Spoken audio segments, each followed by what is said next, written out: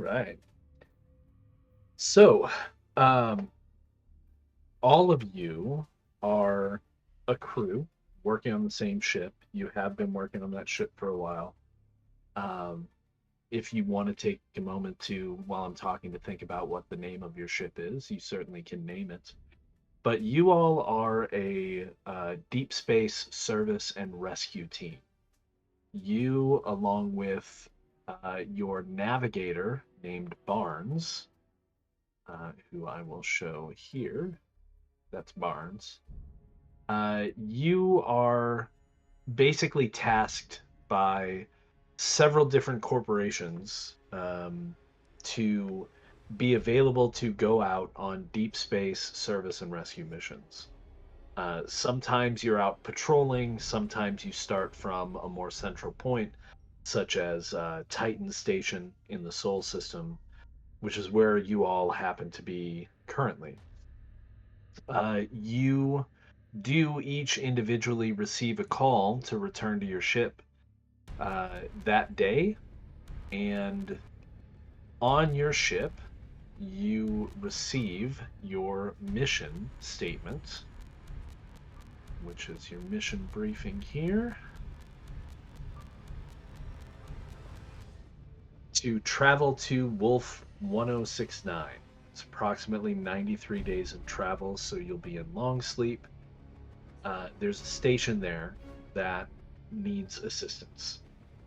They've sent repeated messages to the company for assistance with their comm relay. Stations with comm relays are very important because they assist keeping the relay network open and allowing long distance, not instant, but definitely better than tight beam radio messages at an interstellar distance.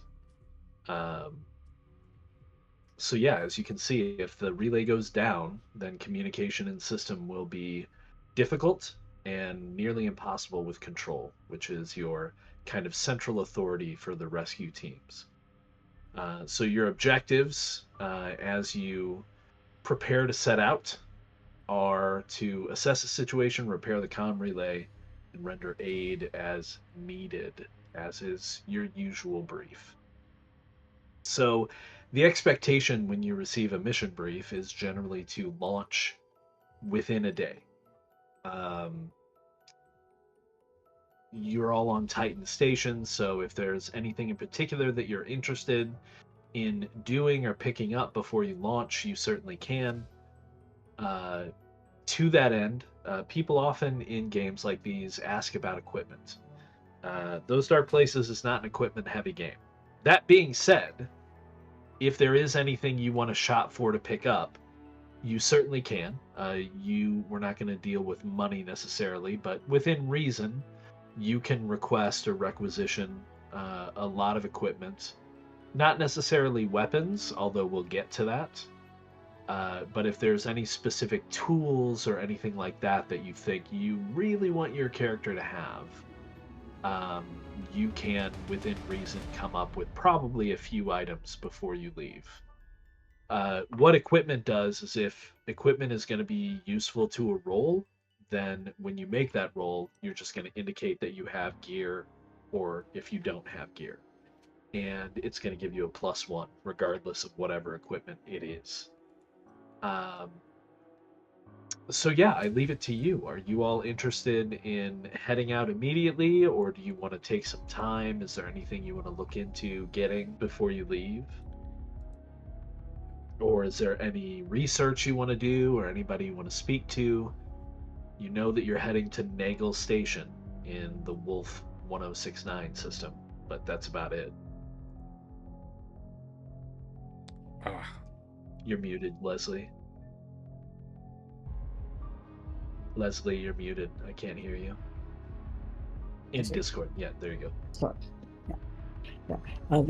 Yeah. Just a couple things. That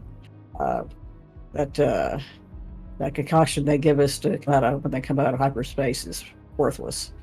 I've got my own special brew that I keep. My special order and keep on stock there at the station. So I'm going to grab some of that. We'll take it before and after. hypersleep. It should feel a lot better. Are you And going? some Are you going to coffees, get enough to real coffee. administer to everyone? Yeah, Oh, okay. I'm the medic, so yes. Now the coffee is going to be my own private stash, but Okay. Okay. Fair enough. Yeah, and your ship is, I mean, it's a decent sized ship. It's essentially a modified freighter that's designed to, be able to carry a lot of potential cargo if that becomes necessary. It's also equipped with much more additional long sleep pods than just for the four of you that are crew, because sometimes you have to pick up people and transport people. So you need long sleep pods generally over the long distances to do that. The one thing your ship doesn't have that a lot of ships out there do have, and the reason for this may be your own personal choice, or it may just be that you're in between, is your ship doesn't have a SAM. So a SAM is a sentient artificial life form, an android, essentially. And a lot of long sleep crews have SAMs on their ships to basically to look over them and take care of the ship while it's in passage. But while you don't have an autonomous SAM, your ship itself is equipped with a pretty decent AI that's capable of doing course corrections and avoiding danger. Um, so yeah, for whatever the reason that you all choose, you do not currently have a SAM. some of them are kind of twitchy. How resilient are SAMs? Are we talking about like Alien Universe, or are we talking like So in system terms, SAMs are pretty much just like people. A SAM character would have the same spread of attributes. They're not necessarily more resistant to damage. The major benefit that SAMs have, if for example we were playing a longer game or a longer term campaign, is SAMs don't suffer from pressure at all. Um, the flip side of that is SAMs are expected to basically follow very simple protocols, and they do the thing that makes the most sense in the moment based on logic rather than emotions. So if you're running for a bulkhead door that's open and there's about to be an explosion behind you and the SAM doesn't calculate that you'll make it in time, the SAM will close the door on you and won't feel a bit bad about it because they're just a computer. Anything else you want to look into? I know we have a medic, but is there such a thing as like a personal med kit kind of thing? There is. So your ship is equipped with a med unit. In addition to that, on your ship in your armory, you have two Dazer Mark III pistols, which are essentially like tasers. They do the same amount of damage as a regular like bullet pistol, ballistic pistol. That's the word I was looking for. Um, Actually, they do a little bit more damage than that, but they have less charge or ammunition, as it were, and they don't actually kill anything. If they reduce something to -2 strength, it's non-lethal. Um, so you have two of those. You also have two pistols and one shotgun. Generally, pistols and shotguns are not carried on station, and the assumption is you don't break those out unless you really think you need to. Um, but that's what you have on your ship that is requisitioned to you by the company for your job. Two Dazers, two pistols, and one shotgun, and a med unit. So once you get on scene and start doing things, you guys are going to have to decide who carries what. Um, any additional tools that you want to purchase would be things like, do you want like a toolkit? Do you want trying to think of other just random things you might want. The concoction for long sleep, that's actually really smart. I've never heard somebody say that before, and I dig it because you're basically taking my joy away from me. which I'm still trying to find in the rule book because I forgot what page that's on. So, yeah, I mean, if you can't think of anything in specific that you think you might want to add, Well, again, weapons are not just generally sold in that way. But go ahead. I think Derek's going to pick up a 6-pack case, whatever it comes in, of his favorite energy drink. Okay, energy drink. Okay, I can see uses for that potentially. So yeah, on your character sheet, anything that's not a weapon, you can just add to your gear section.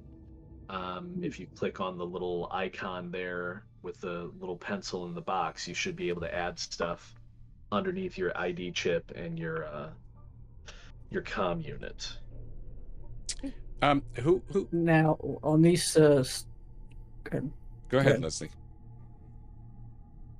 I was gonna, on these stations, is it a pretty mixed bag of languages spoken or not? Oh, very much so. Very I mean, much so. you know, English is probably in this future. English is probably one of the common languages, but yeah, I mean, there are people from all over, especially when you start settling or having people set up settlements in distant intergalactic communities. You're going to have even more drift in terms of dialect and so forth. So there's kind of a lingua franca of, you know, people being able to communicate with each other. Yeah. Is there just say it's like some sort of translator, even as simple as what we've got today on phones, I guess?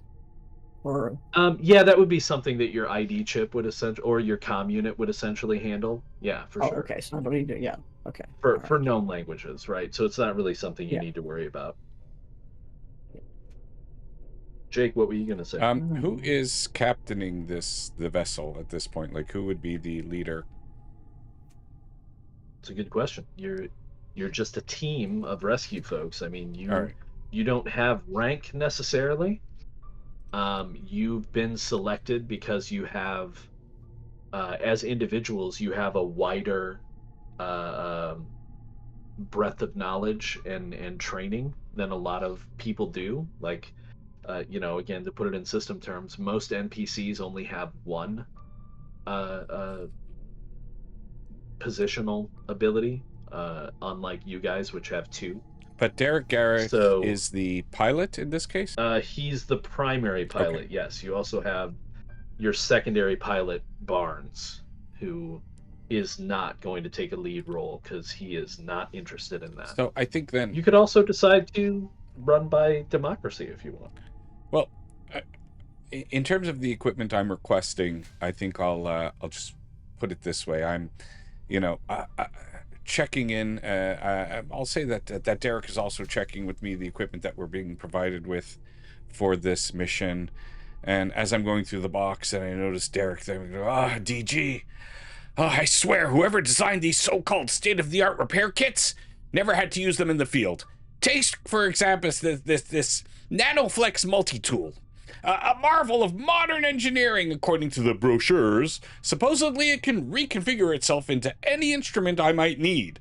A microwelder, a plasma smasher, and even a molecular fabricator in a pinch. It says so on the box. In reality, the damn thing overheats if I so much look at it the wrong way. And half the time it insists I'm trying to manufacture a coffee mug instead of regulating quantum circuitry. And here's the Omni Patch kit. A miracle of adhesive capable of sealing anything from hull breaches to fractured bones. Why don't they mention it reacts unpredictably in 0G, huh? Last time I used it, it ended up sealing up my left glove shut. I spent 2 hours with my hand trapped in a stiff, contorted claw while the diagnostics visor on my helmet kept on going, human error at me. And don't get me started on the drones.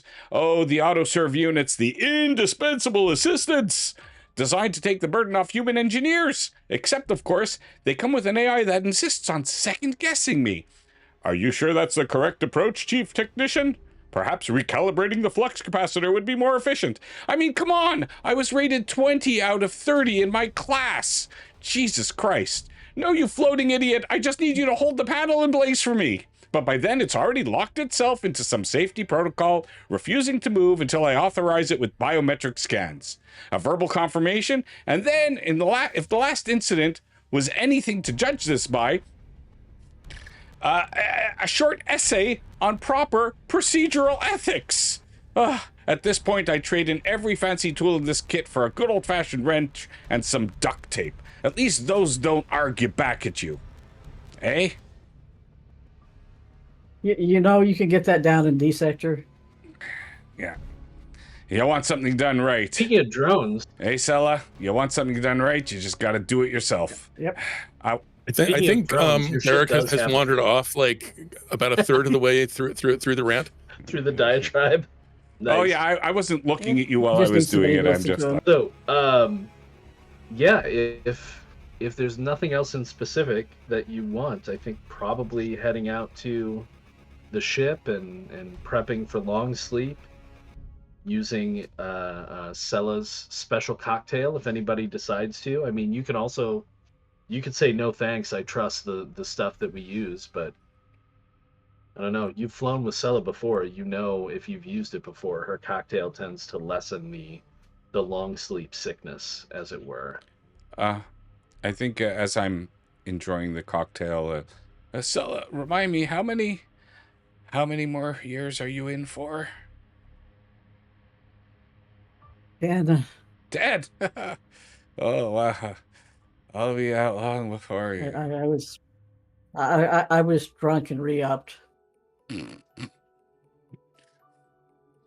Oh, you got Jabba to sleep. That's nice. So yeah, you guys all climb into your sleep pods after Derek gets the ship on path and set up. As soon as your ship leaves the solar system, it'll of course speed up to as close to the speed of light and beyond it as you now do with your technology. I mean, travel times aren't instantaneous. As the note indicated, it is going to take about 93 days of travel to get there. But you can certainly travel a lot faster than humans have been able to in previous centuries. So, let's get our first roll of the game. Let's actually get a helmsman roll from Derek. That'll be based on education for setting the course. Good.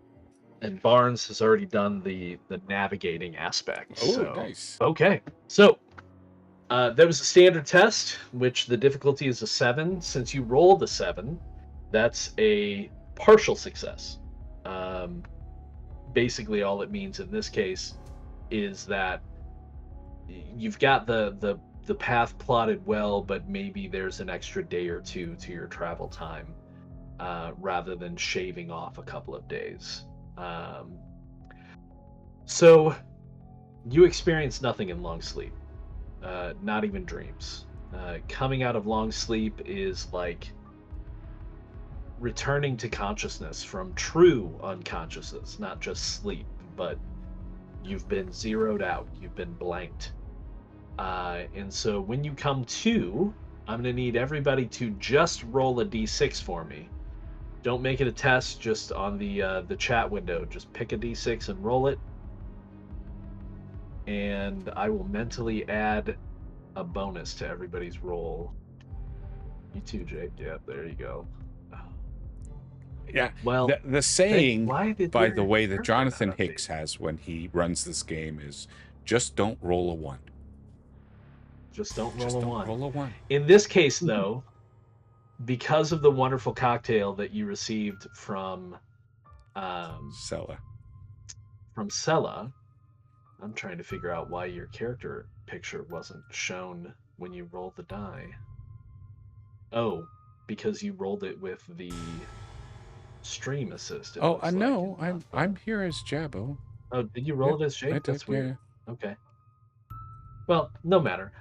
So because of that wonderful cocktail that prevented you from waking up sick, maybe you kind of felt as you woke up that you were gonna and maybe even possibly relieve yourself before you can climb out of the pod and get set up, but you manage to avert it, rush to the bathroom, or the head, as they would say on a ship, and get yourself taken care of before you're soiled. Austin Power put it that style way. all the way.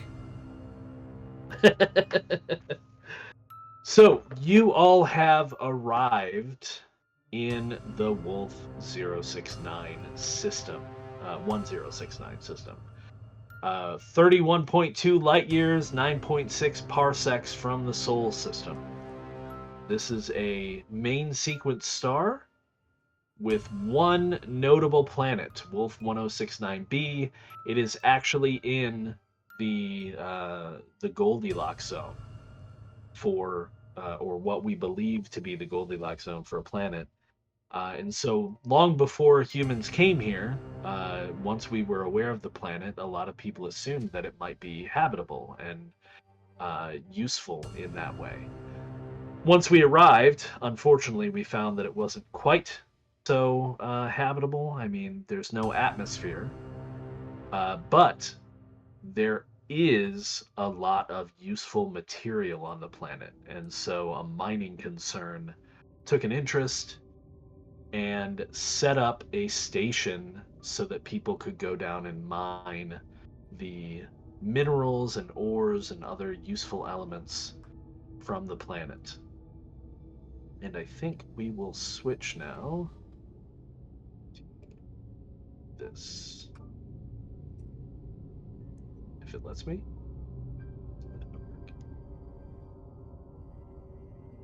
Come on, we can do it. Yay, we did it together. So, the station is large. It houses quite a number of people. Not quite more than, say, at any given time, from what you've read, maybe 150 people total. But there are some permanent residents. You've probably heard of the station as a concern for mining. You maybe even have done some runs to this station in the past to assist or to pick up miners or to bring miners out. So it's an older station built on an asteroid as opposed to a space station. But it has, fully functioning anti-grav technology to provide gravity for while you're on station. It's not a spun up rock or anything like that. It's getting on in its age, but it's still holding together.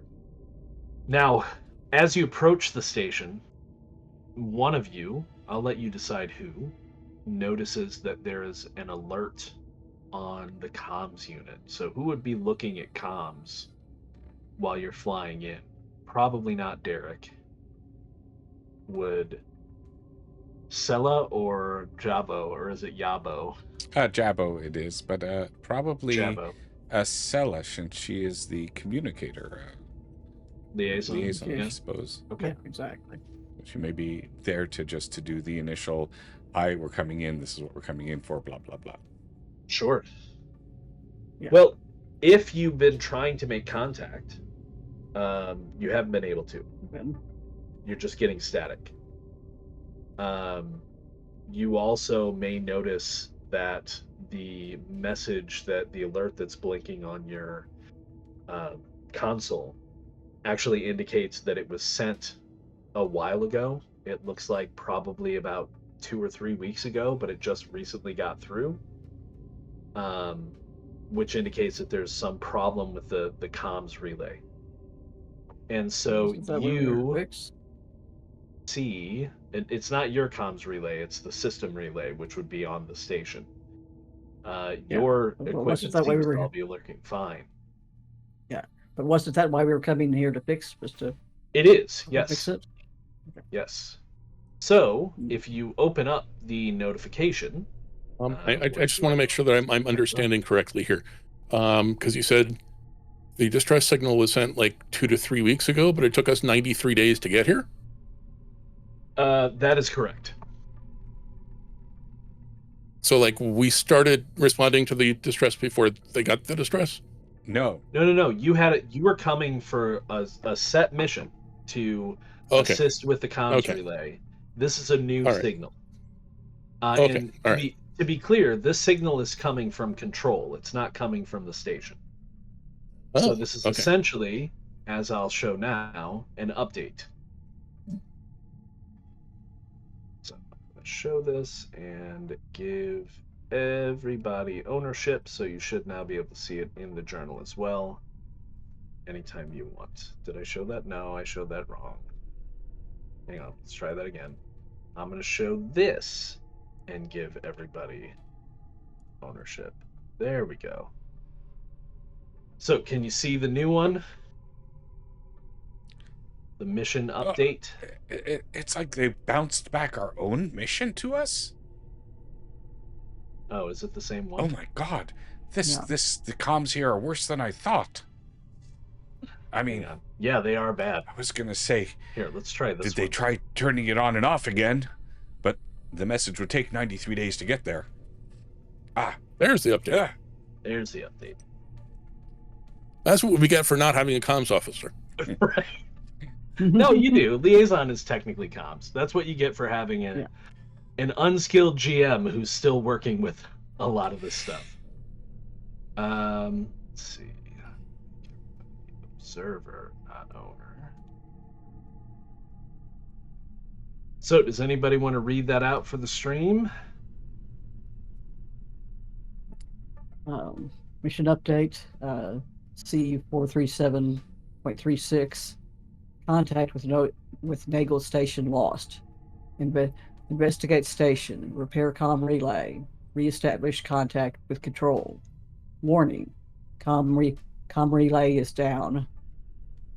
It in-system communication, intermittent communication with control lost. Objective: assess situation. Repair comm relay. Render aid as needed. Recover scientific find. The attached report. And update. Oh, good. Send me the report. That might help with my efforts in diagnosing what is the issue. Would you like to open the attached report? Yes. Okay.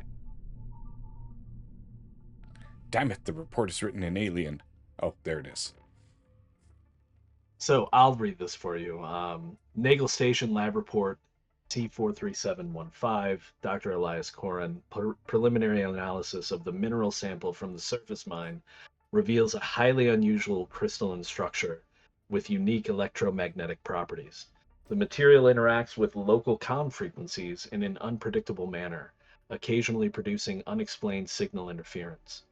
Additionally, the mineral appears to react to external stimuli in ways not yet fully understood. Further study could yield significant advancements in energy storage or signal transmission. Given its potential applications, retrieval and secure transport of the sample to corporate research facilities is strongly recommended. Precautionary measures should be taken during handling to avoid unintended exposure effects. So again, that's dated C43715. These are essentially days as they track it. So that is, let's see, the mission report that you receive is, or the mission update, I should say, is a few weeks after that. God. C437.36. So it's been a couple of weeks since they received this lab report and then sent the message back to you. Oh. You know what this means? Corin's become a doctor already? Well, he was such an asshole growing up. I can't believe he's a doctor now. Okay, so you know Corin. Interesting. Well, might not be the same Elias Corin that I know. If he's an asshole, it probably is. So, here you are. Okay, closing on the station. Go I'm ahead. assuming there's an alternate method of communication. Do we Um, have little message buoys that we can shoot to them? So you have some drones you could send out to move Yeah. in close Mhm. to try to establish short range contact, or you could try and do that Mhm. once you're in range yourself. I don't know if I'd sacrifice any drones now, especially if this mineral is supposed to, interfere with comms and stuff and relays. I mean, we may just send out a drone and not get anything back from it at all. Uh, let me see if I could Or- do some research on the on Space Google to find out if any Space materials like Google. this have been known to interact with comms or what it might be. Maybe we need to take precautionary measures if there's significant amounts of minerals that they've taken for research purposes. We may have to bring containers with us that will, deaden Yeah. any of the effects on the comm units. Well, you know Yeah, we're that gonna this have to switch station, shielded like containers. one of the primary objectives of the station is mining the surface, right? So like they're going to have a lot of that material, including like appropriate containers and stuff. But your ship does have, I mean, you're kind of somewhat prepared for just about anything in terms of rescue, retrieval, things like that. What I will say is you do have scanners on your ship. You could try to scan for short range frequencies that might be working on the system on the station. You could also get a scan potentially of the structure of the station so that you know better what you're going into.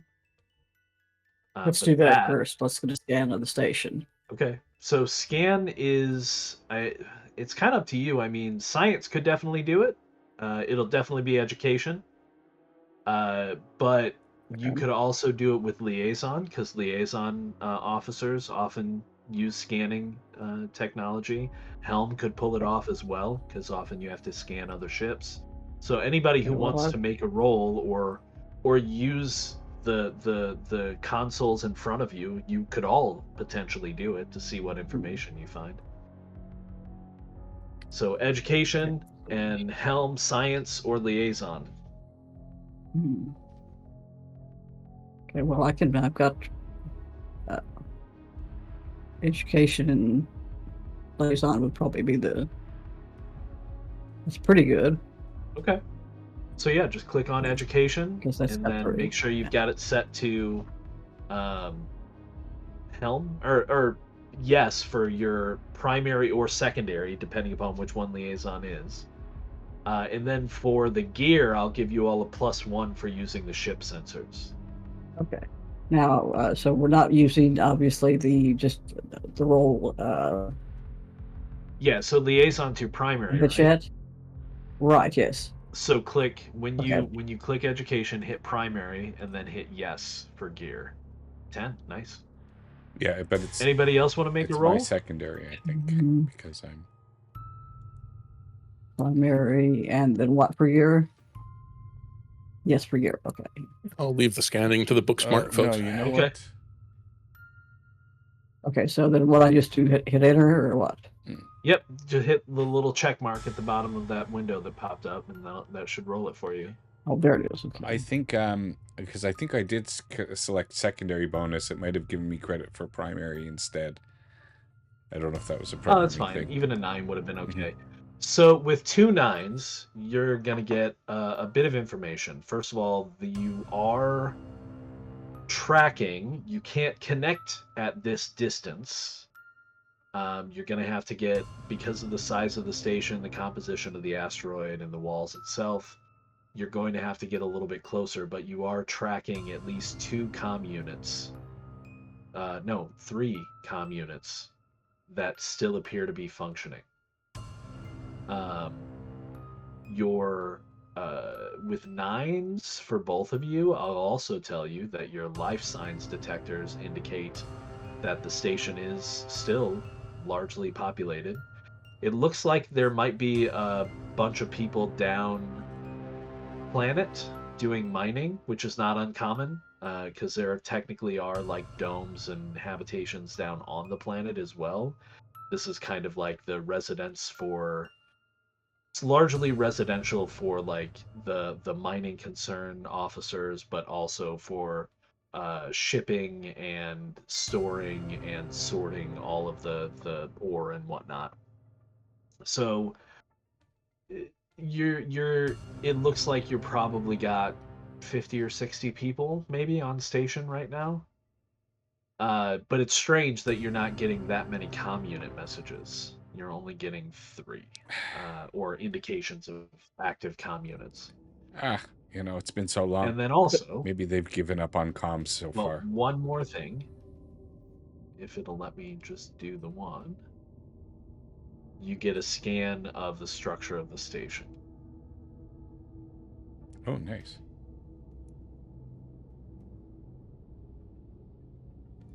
So, if you're looking at the structure of the station, on the far right-hand side, there is a hangar there that you would guess is probably like a secondary or like the miners' boat hangars. There's a primary hangar kind of on the left-hand side. Looks like, as you can see, a lot of residential apartments, probably people hot bunking or sleeping 4 or 5 or possibly even 6 or 8 people to a room. There might be some larger, kind of more opulent apartments in an upper level, it looks like, and then a bunch of cargo areas. The large area that with kind of the rounded corners, you would guess that that's probably a refinery for minerals, but also probably they have their hydroponics and possibly carniculture sections in that area as well. And you do see some other airlocks. You see a couple of airlocks on the, we'll call it the northern side of the asteroid, and at least one additional airlock on the southern side.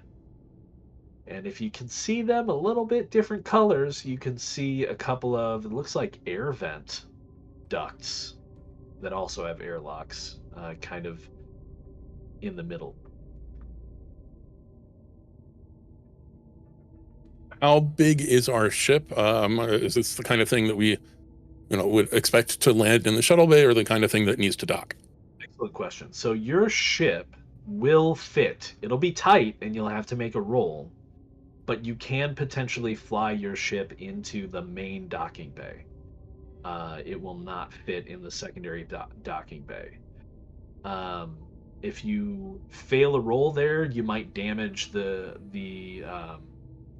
bay doors, which could be a problem if you want to then close them. But as you drift closer to the front side of the station, the southern area, you can see that the main bay doors are currently open. Now, as a helmsman, you know that that's odd.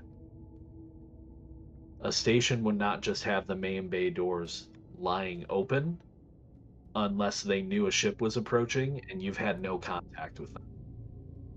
And you see no indication of any other ships in the vicinity.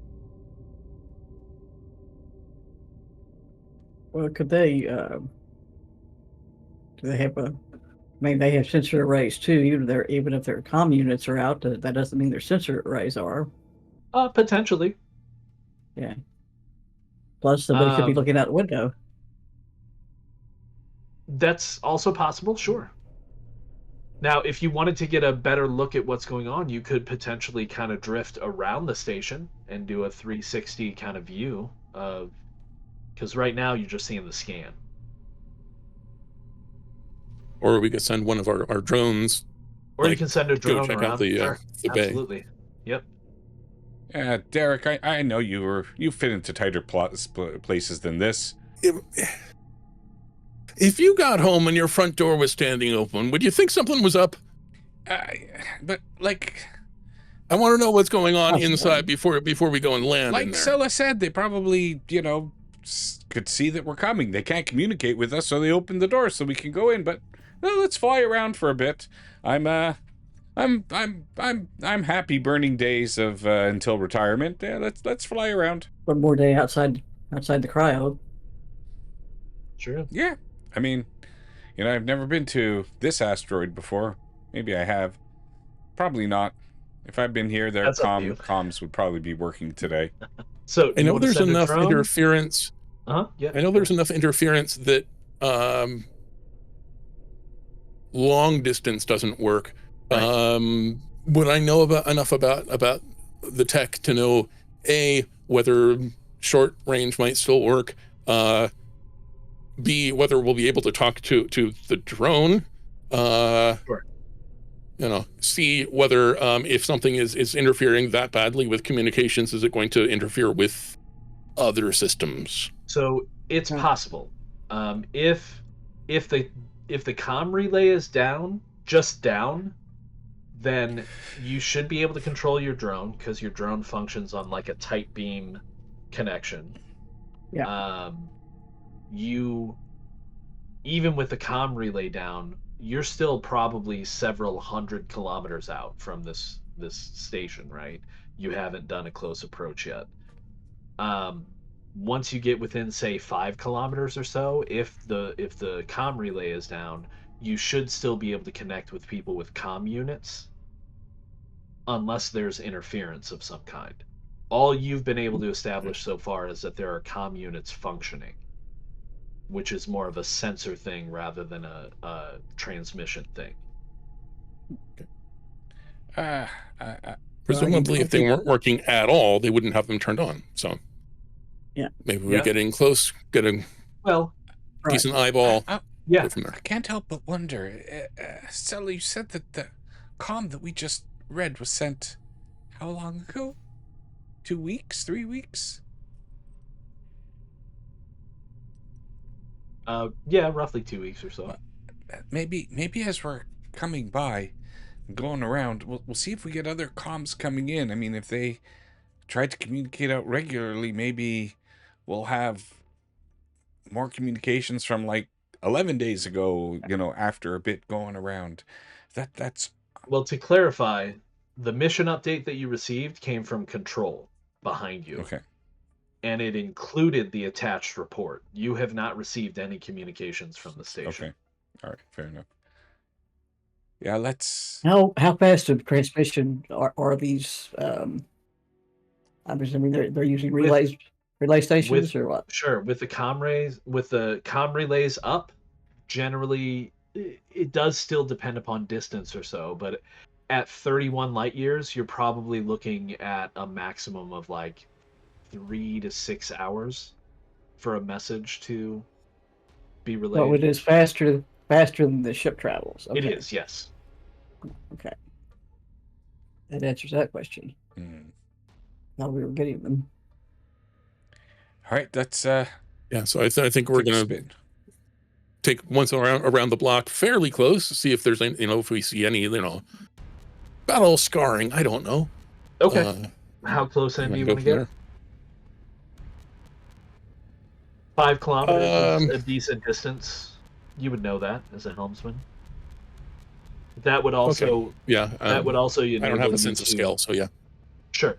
But yeah, 5 kilometers would also give you the ability to see if your personal comm units or your ship comm might be able to connect with any of the comm units that are active on station. If they are, then those should work. If not, there might be another problem. So pulling in to that distance, no trouble, right? So you're able to pull into about 5 kilometers out. You're able to do a perimeter search around.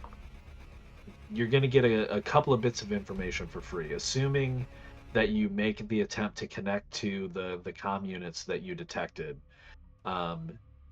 You're just getting microbursts of attempted transmission, but like you're not picking anything up. It's like you can hear someone talking and trying to communicate with you, but it's broken.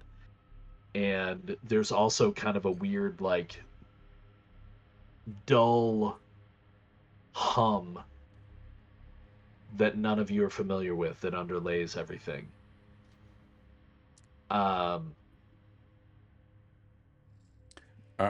I think staring at the monitor, at one of the monitors in front of me, I'm gonna go, what's that? Did somebody spill goodbye with toilet paper there down on the ground? Oh, no, I'm just watching the last episode of MASH. Sorry.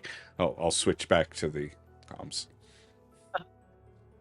So, in addition to that information about the comms, as you kind of drift around, the station looks largely intact. You can actually see the comm relay, which obviously would have an antenna, some kind of an array outside of the station.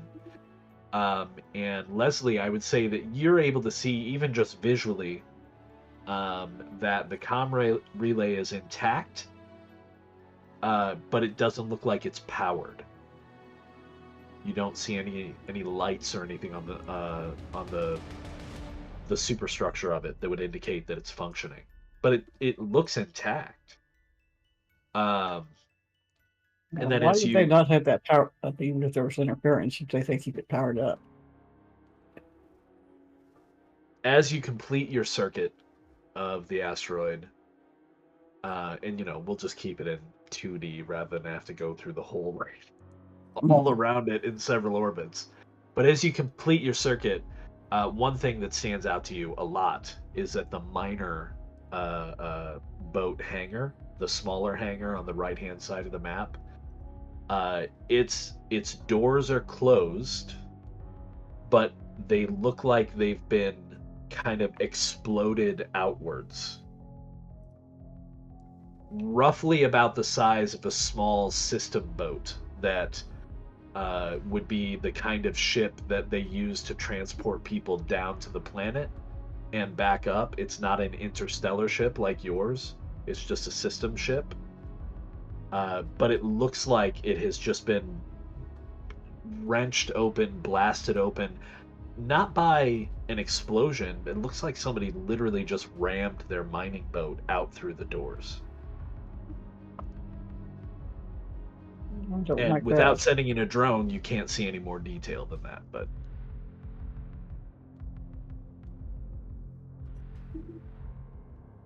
I guess we can say some What do we debris try? to your ship as you kind of drift around that portion as well from the decompression. Yeah.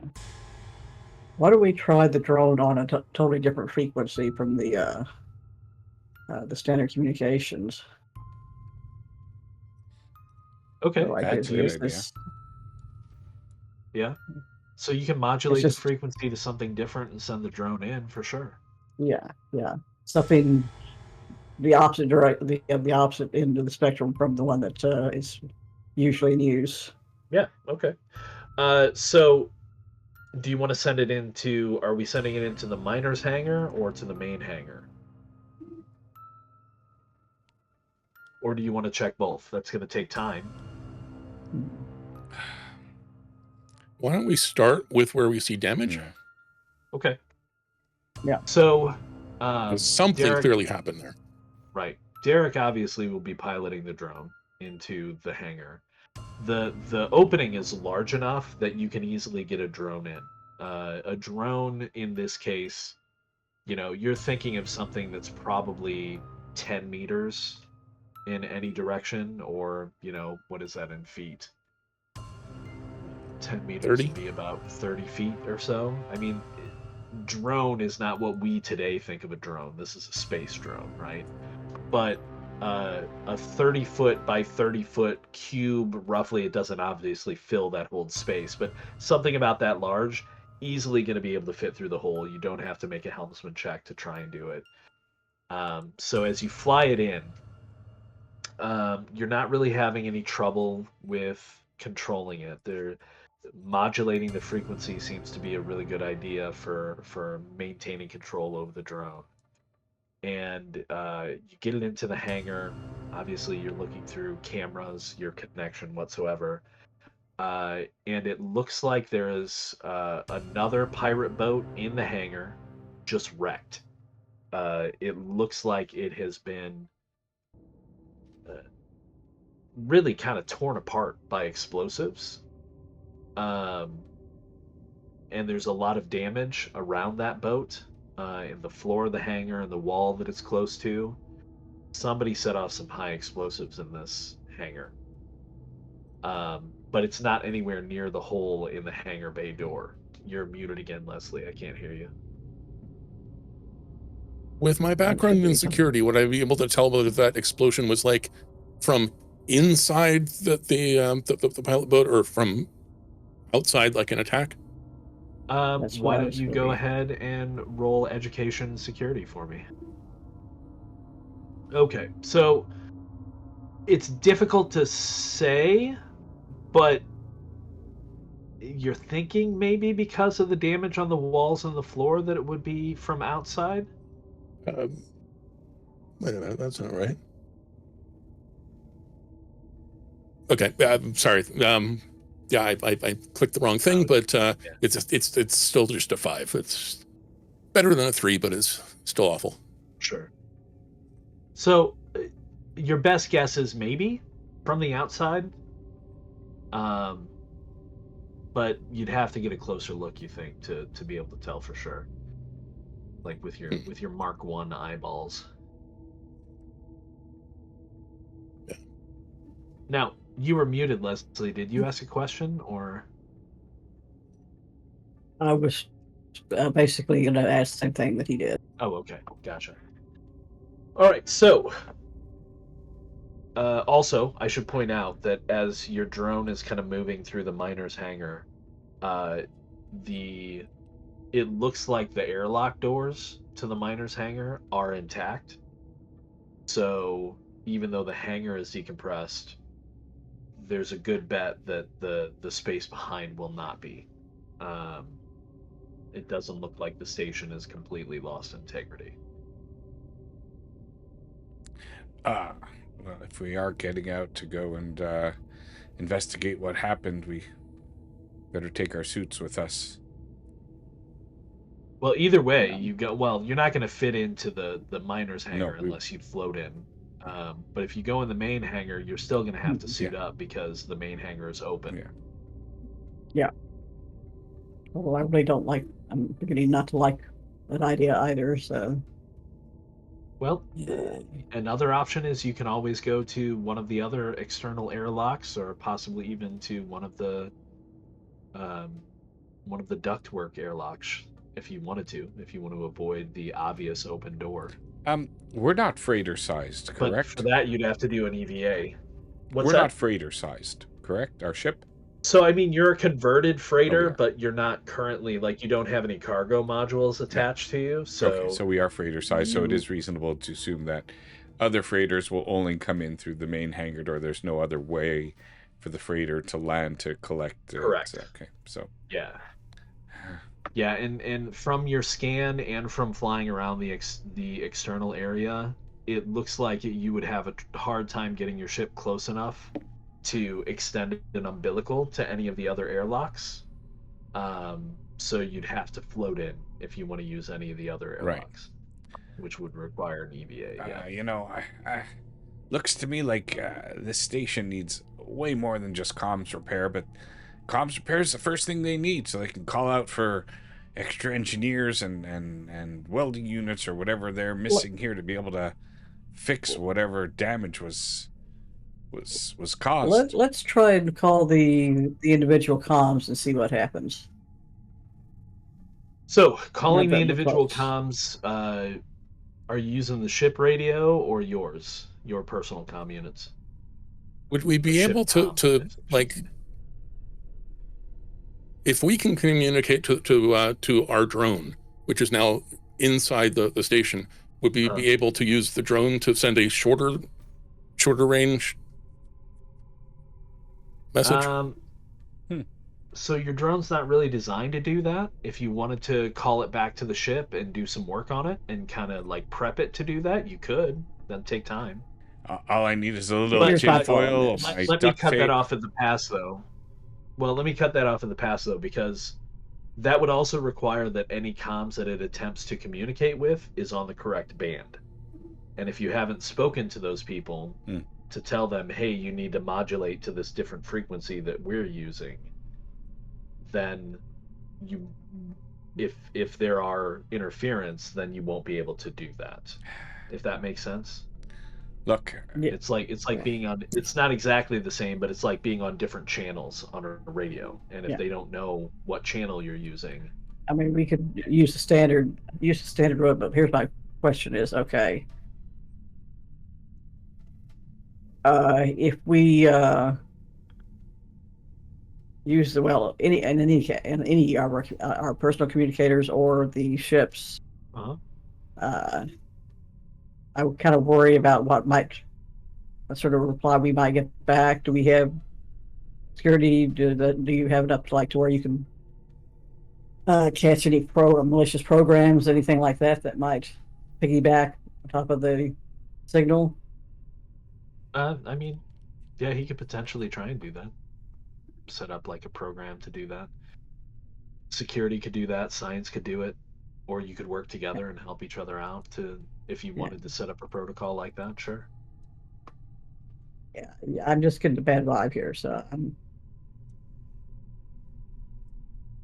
mean, it's just kind of like coming.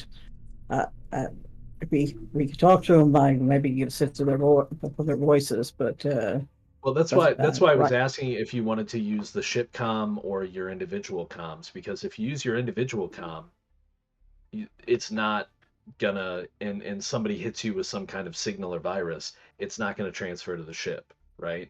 If you use the ship Okay. comm, then you may want to do some protocols to protect that. But you're in range to use either if you want to make the attempt. Okay, I'm assuming we have some spare comm units in case one of them's down. We need to. Yeah. Where am I No, going I to mean your comm unit is kind of like your cell phone today. Like we don't generally have spares. We just kind of have our cell phone, and there's not a kiosk around here where you can pick up another one. Well, except for maybe inside. There's probably some shops inside. To be honest, most of the situations like this, just go down, find the nearest SAM, have him tell me what's going on, what modulations to fix it on, and stuff like that. I mean, engineers like us, we're really just monkeys for the SAMs. They tell us what needs to be done. Keep that between you and me. But I'm sure we'll get to the bottom of it once we can get into the systems and see who fried what with what mineral. Right, Stupid people not following containment protocols. Just minors. I'm not talking about underage people. Well, we'd also have comm units built into our back suits, right? Your personal comms would basically link to your suits, yeah. Sure beats yelling through the airtight suits, for sure. Yeah, comms are good. Well, you can do the old asteroid miners trick of, base plates up against each other. Yeah, you can always do that. Yeah, but okay. Well, all right, I'll risk mine. I will try to contact somebody. Okay. So much like when you were a little bit further out, you're getting just those static bursts, that low drone. You think maybe you are getting somebody trying to reply. Are you saying anything? Or are you just trying to see if you're picking up anything? Like, are you broadcasting, or are you just listening? Well, I'm going to listen, and then I'm going to broadcast. This is Stella Rendell of the ship so-and-so responding to an emergency summons. Okay. So as you listen, after sending that message out, sorry, I'm trying to find something here real quick. Yeah, that's him. That will hopefully fix things. So you listen for a reply, and again, you're getting the static. Maybe something, and then breaking through the static, you can hear, "Welcome, board," and that's it. You said board? Welcome, board. Board. Oh, board. Okay. That's not enough to get any sort of psychological reading. Why don't you make a liaison roll, actually? Okay, I'll try. So since you're trying to get a psychological reading, like you said, roll education, and you can add liaison to it. Okay, so there's no radio thing for none. Let's see.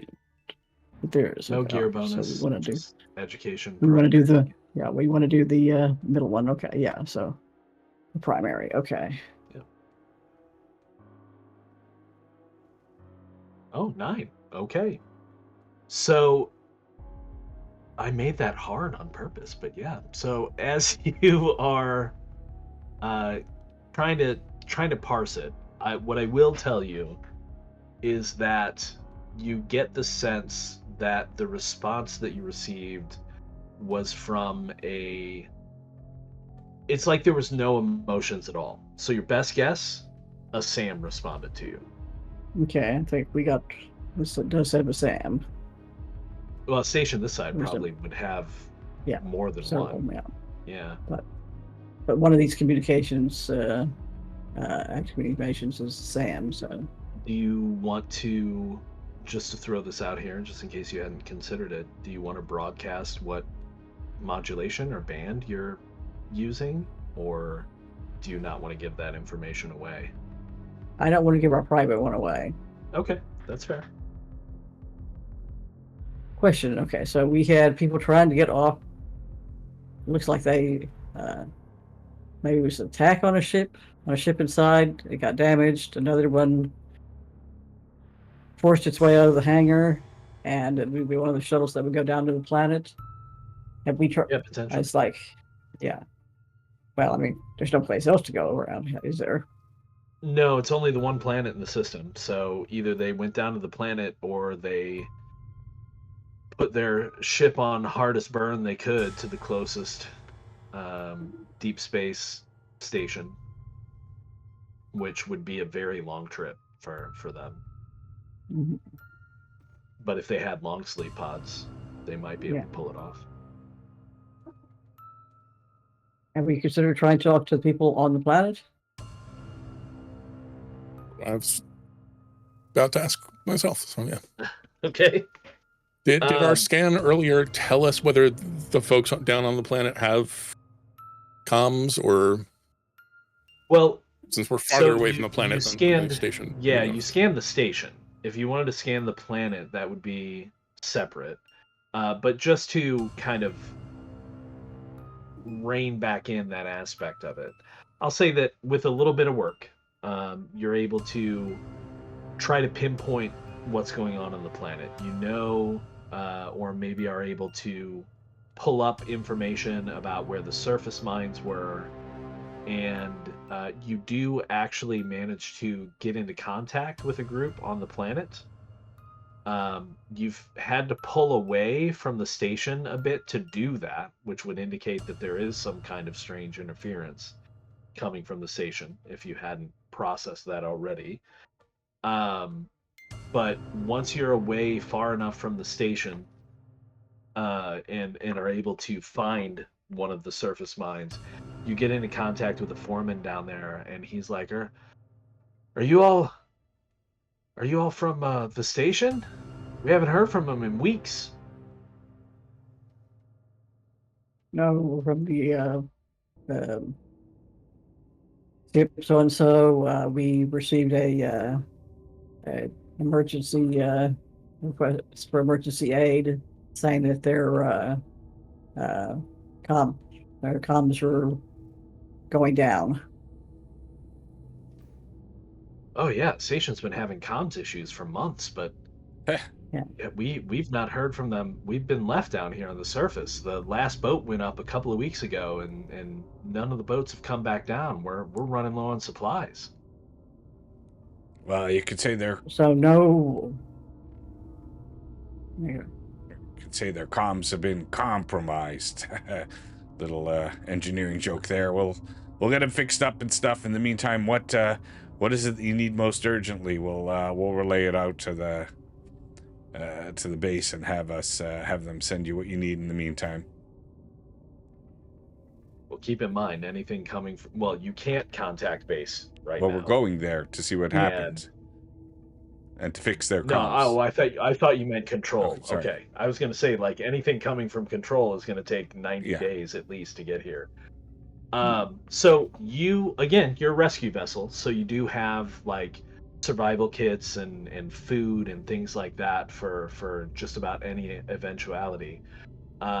You could potentially take supplies down to them, but again, that's going to take time, and you don't really know what's going on in the station. Barnes actually speaks up at this point. He says, "Hey, if you guys want to check out the station, I can drop down. I can drop down to the planet and drop off some supplies to the various mines. Probably, and he's looking at the readout of where they are on planet. Oh, I lost my ears. Hang on a second, because if you guys are talking, I can't hear you. Okay. But yeah, he says, I think I could probably make this run in probably 3 or 4 hours. Hit each one of the mines and get the gear dropped off. If we tell them in advance to be ready, they should be able to help me get food and stuff off there. And if necessary, if we find that the station is problematic, depending upon how many miners there are, we might be able to take them back with us. I'm going to ask the miners. So no, we kind of looked around the outside of the station. There was damage to one of the airlocks, and it looks like a ship forced its way out. One of the ones that would land on the planet. Nobody carried down there saying, "Hey, there's something's going on in the station, weird," or anything like that. No. Well, again, they lost communications. I think a good idea. If they landed planetside, it wasn't near any of the mines. Probably a good idea to let the co-pilot send supplies out to the miners in the meantime and liaise with them. I mean, nothing worse than a hungry miner in any case, and sure, Control will be happy with us taking care of the miners while we're here. Just hey, none to sell us special sauce, okay? That stays on the ship. That's only for us. Okay. And you have not been having any problems, communications between your different bases down here? Oh no, I mean not since we sent up that shipment. It's so weird. I mean, what did you send up to them? He said, you know what? Give me a second. Let me I remember seeing a report. Maybe it was one of the journals from one of the miners. He left it on his tablet down here when he went back up. Oh, here it is. Here, let me send it up to you. And he sends you a message, and here it comes. Mr. Vex seems quite vexed about this chunk of rock.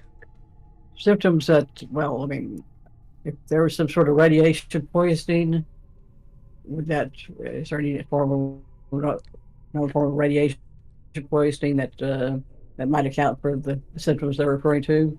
I mean, certainly the nose bleeding, the headaches, but yeah, I mean, you've got medical, so I would say without a roll, complaining about headaches, yeah, could be radiation poisoning. Hearing whispers when no one's around, you never heard that from radiation poisoning before.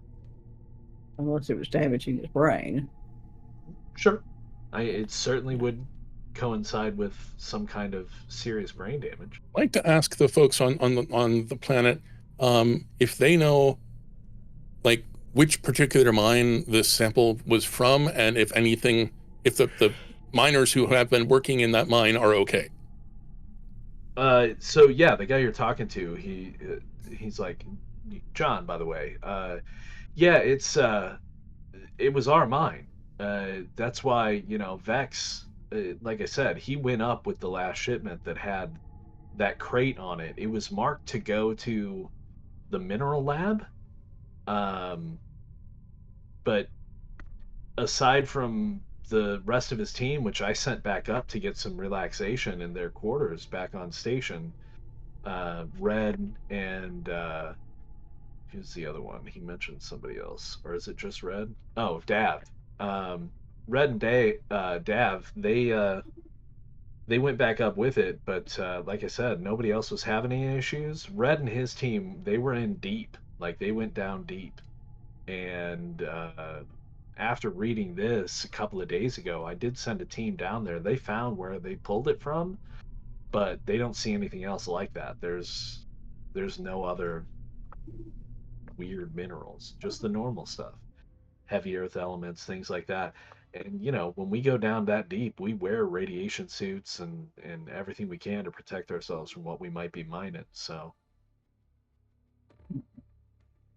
Good precaution, yes.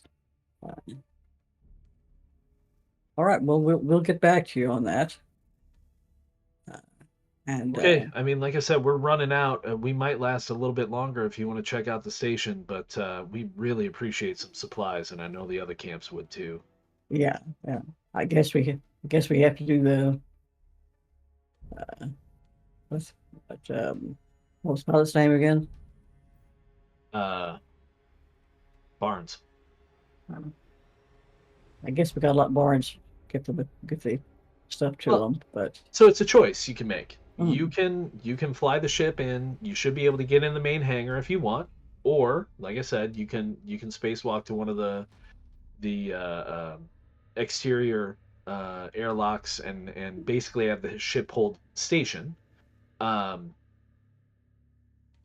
and that way you'd have access to the ship, or you could go on board through whatever method. Maybe you go in the hangar, maybe you go in one of the airlocks, and then let Barbs skedaddle and go drop off stuff. But then you're on your own for like 3 or 4 hours, he said. Okay, so I thought Barnes was going to take a shuttle, like once we're here, like. No. You don't have a shuttle. Okay. All right. Well, You just have your ship. yeah. I trust Derek to get into the hangar bays there. I don't trust Barnes as much. So yeah, I think. Well, I'm yeah. But the question is, do we leave? Do we have the ship leave or stay? well, do we have at least a like a four-wheeled vehicle to transport tools and stuff? Um, Like I got a lot of heavy gear, Or just all the repair equipment and a tools, sled? welding Yeah. equipment. yeah, I Yeah. mean, you probably have like a sled of some Yeah. sort Okay. that you can use. All right. That makes sense. Yeah. Let's dump the gear on old Betsy, and we'll let Barnes travel around to the miners, make sure they're okay, give them the supplies they need to keep them going, and I'm sure Commando would appreciate that. Yeah. Now Okay, there so was we saw no. Do we see? Obviously, they're not going to understand. Mean ships getting out of that one that one bay. What yeah. about the other one? Did we see any ships in it? Oh no, its doors are just open. Well, I shouldn't say you didn't see any ships. You haven't. Well, no, you did a fly around. So yeah, you would have seen that when you crossed around the front of the main cargo bay or landing bay, I guess we should call it. It was not currently occupied, and also there wasn't a bunch of stuff floating around that would indicate that the doors were opened unprepared. Right? It just looked like Mhm. everything was tucked away, prepared for a ship to land or leave, and it was just left that way. I'm assuming the station would have life pods, right? Escape pods. This is an old Yeah. station. You didn't see anything like that on the schematics. Yeah, if anything, it's probably retrofit or something. The lifeboats would have been the minor boats, the boats that they use to ferry people up and down between the planet. Yeah, but I mean, 60 people. That's going to take a while if there's an emergency. So Yeah, well, Yeah, and your ship can handle maybe 50.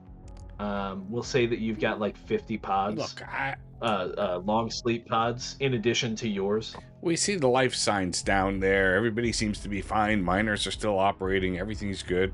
But you got to fix the comms, and again, maybe one of the SAMs will tell us what's going on. And once, Oh, one other thing you noticed with the drone going into the miner hangar and the flyby of the main hangar, aside from the doors being open, lights are off.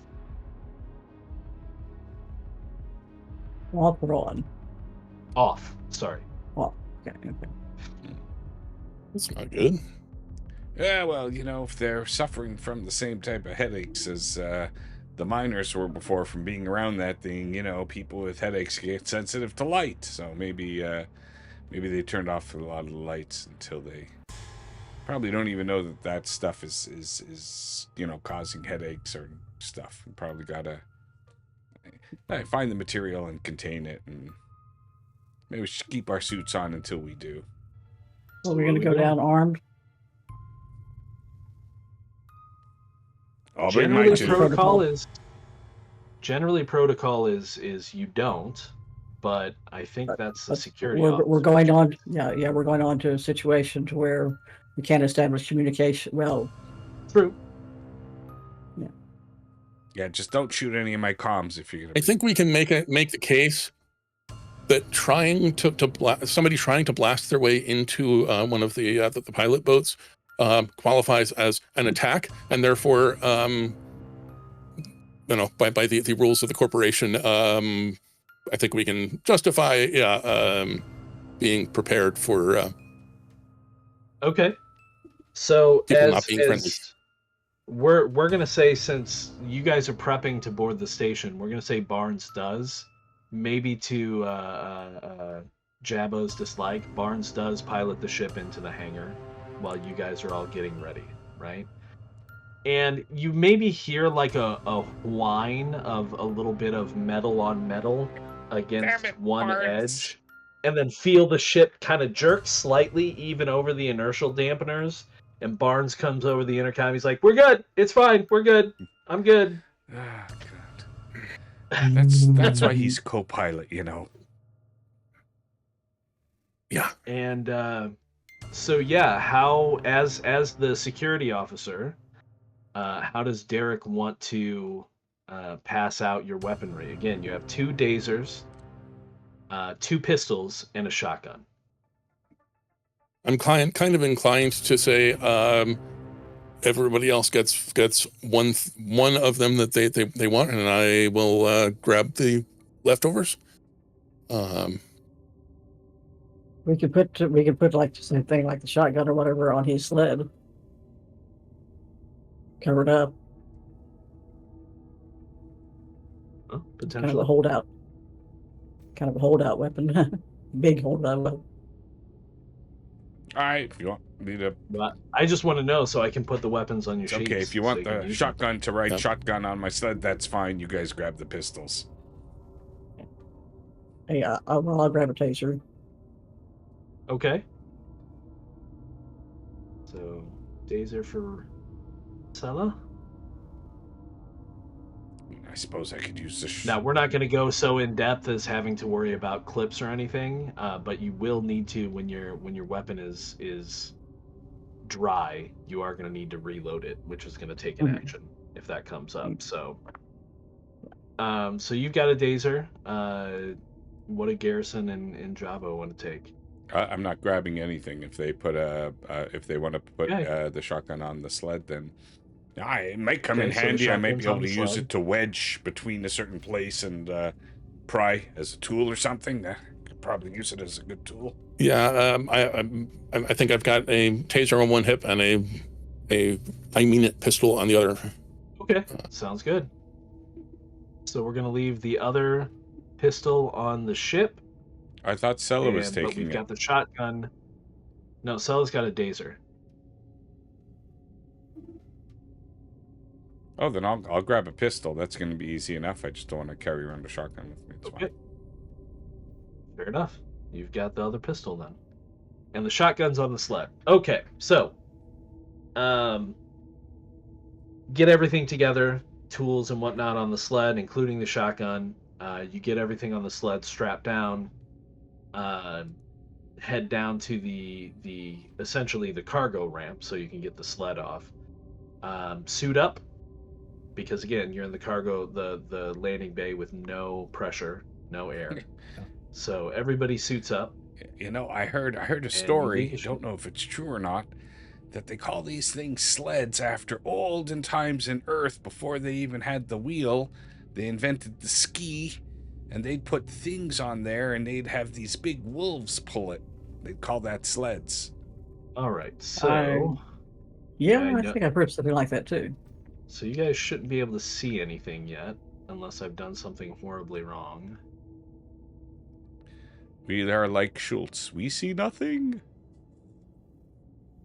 But we'll put you in the docking bay, the landing bay. So you exit the ship with the sled. You have let the ship leave, right? You basically move over to the side. So you guys can see basically what you can see as you move away from an area. The darkness is going to return, but once you've uncovered a part of the map, you will still be able to see it. You can move your tokens. You can also zoom in if you're not familiar. Yeah. You know what? Oh, We're gonna do this. This was gonna be real fun, I think, if we had more time. But since this is a one shot, I don't want to turn this into a we're scared in the dark kind of dungeon crawl. So I'm just gonna give everybody visibility. And there we go. okay. So you still have kind of an indication of what your light source is around you. And you should also be able to see some labels that you didn't have on your scan, Right. which is fine. To give you a general idea of where you're going, just so we can make sure that we're not playing until midnight, right? So you're in the landing bay. You have an airlock directly north of you. There's also an airlock kind of south of you. This airlock looks like it leads to the control room. The one south of you looks like it heads into a residential area.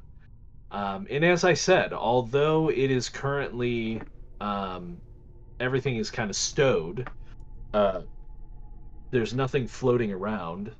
You are still in vacuum. So, what do you want to do? Where do you want to go?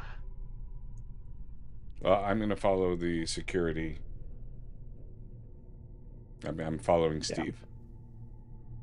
Sure. How do I get Foundry to let me unpause? Oh, hang on. That's me. him. Keep saying I can't do things with It means game nothing. He paused. just has to. My click mistake. again. You Okay. are unpaused now. Okay. That was all me.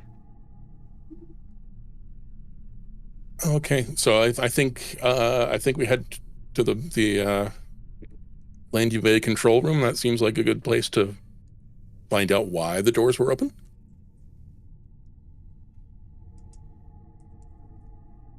I will tell you as a security officer, there is a very good chance that the door at the top of those stairs, past the airlock, is probably going to be locked, since that's the control room, unless you have access. So one of the things that ID chips do is they can also give you security clearance and access to different parts of the station.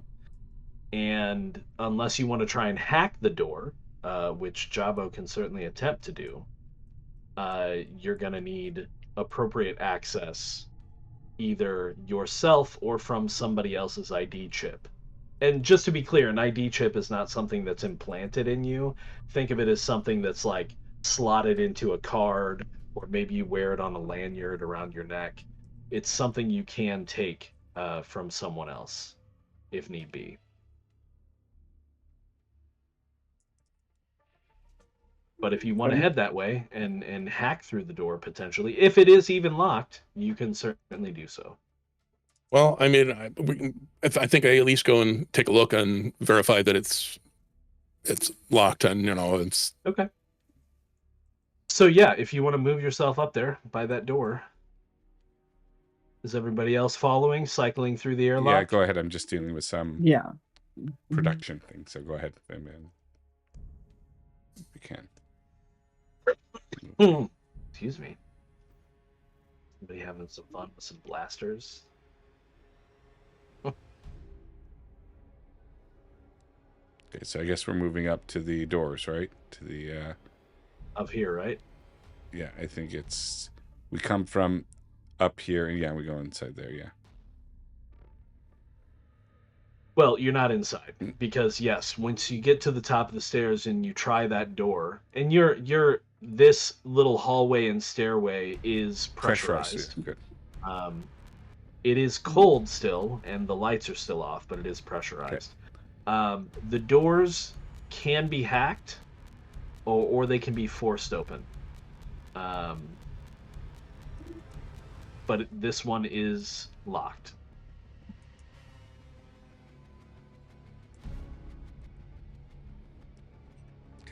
All right, I will. Would there be a window where people in the control room can look out and check on what's going on in the bay? And if so, There can we look in? absolutely is. Yeah, so right on your left-hand side there is a window. And actually the whole front of this area is window to look down into the bay, but at the landing there is a window that lets you look into the control room. And from what you can see, there is nobody in there.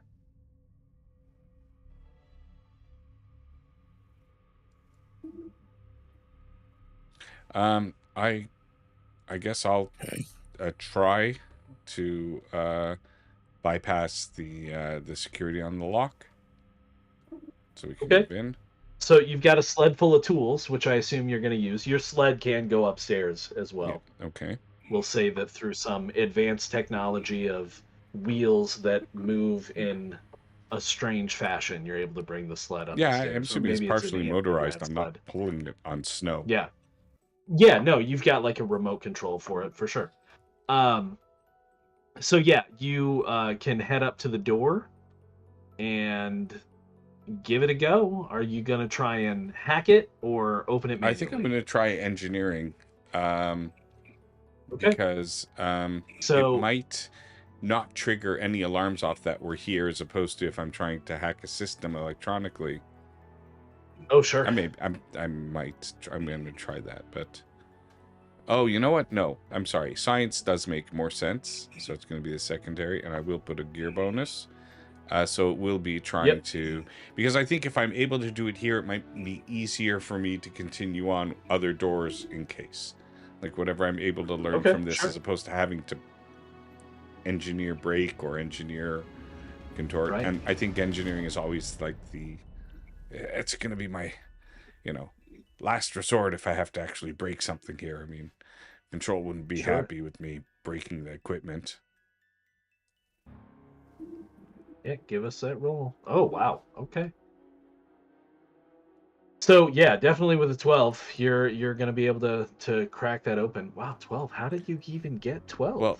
Well, because your education is 4. Yeah, that's because why. Hey, 20 out of 30 in my class.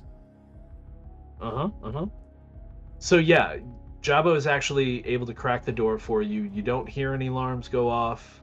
And in fact, if you had tried to hack it, you notice that the panel looks dead, right? So you wouldn't have been able to anyway. Opening the door to the room. I did do the science. I did do the hacking. No, you could use science for the manually opening it. No, wouldn't I have used engineering for manually? You just didn't use engineering. No, you can use whichever. Okay, good. Fine. Okay, sorry. Thank you. Sure. So, right. Are you all still helmeted, or did you take your helmets off once you got into the pressurized area? First thing I did is take my helmet off in the pressurized area. Okay. I'm not taking mine off. How much air do I have left in the thing? You've probably got a couple of hours, so I would say you probably have enough air. You are a search and rescue team, and your suits are designed for this, so you probably have enough air to last until Barnes gets back, really. Especially if you can find any, recharging stations with stations like this. Yeah, that's actually have. Yeah. Yeah. How about Derek? Yeah, I'm going to keep my helmet for now. Okay. So, Jabbo then is the only one who is aware of the smell as you move into this room. Assuming you all do. Is everybody moving in? Okay, just feel free to move your tokens wherever you want to go. So as you enter the room, and you don't have to be in a particular place in the room, just in the room is fine. I assume you start looking around, right? This is the control room. You should be able to find relatively quickly consoles for dealing with power, consoles for dealing with communications, um, consoles for dealing with the huge open bay door. Um, but as you enter the room and kind of start hunting around, Jabo actually gets it first because he can smell it, but then the rest of you find a body. The rest of you, the two of you, Leslie and Steve, you see a body on the floor in front of one of the consoles. The console does still have some remaining power to it, so obviously not all the power is out. Maybe some of the computer systems have like emergency power to be able to maintain some basic systems like life support. And in fact, if you approach the body, this particular person was working on one of the consoles that should be linked to life support. But since you're seeing your first dead body, even though you are all, rescue workers, this would be the first point in the game in which we're going to make a pressure check. So I need everybody to make a pressure check for me just by clicking on pressure.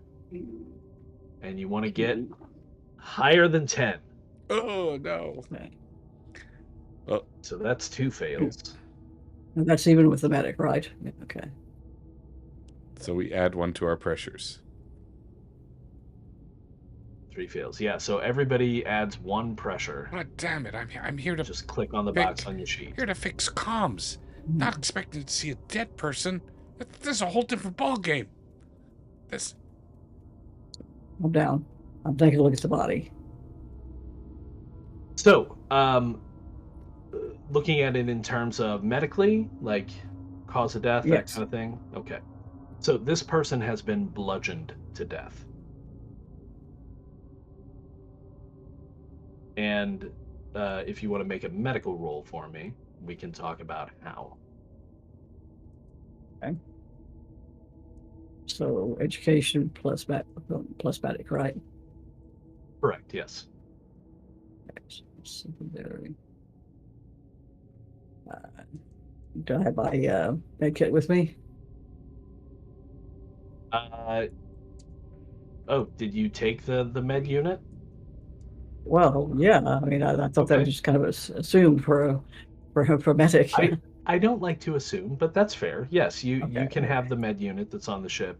This isn't going to help you though for not in that way. But you succeeded regardless. So yeah, this person was definitely bludgeoned to death, as I said.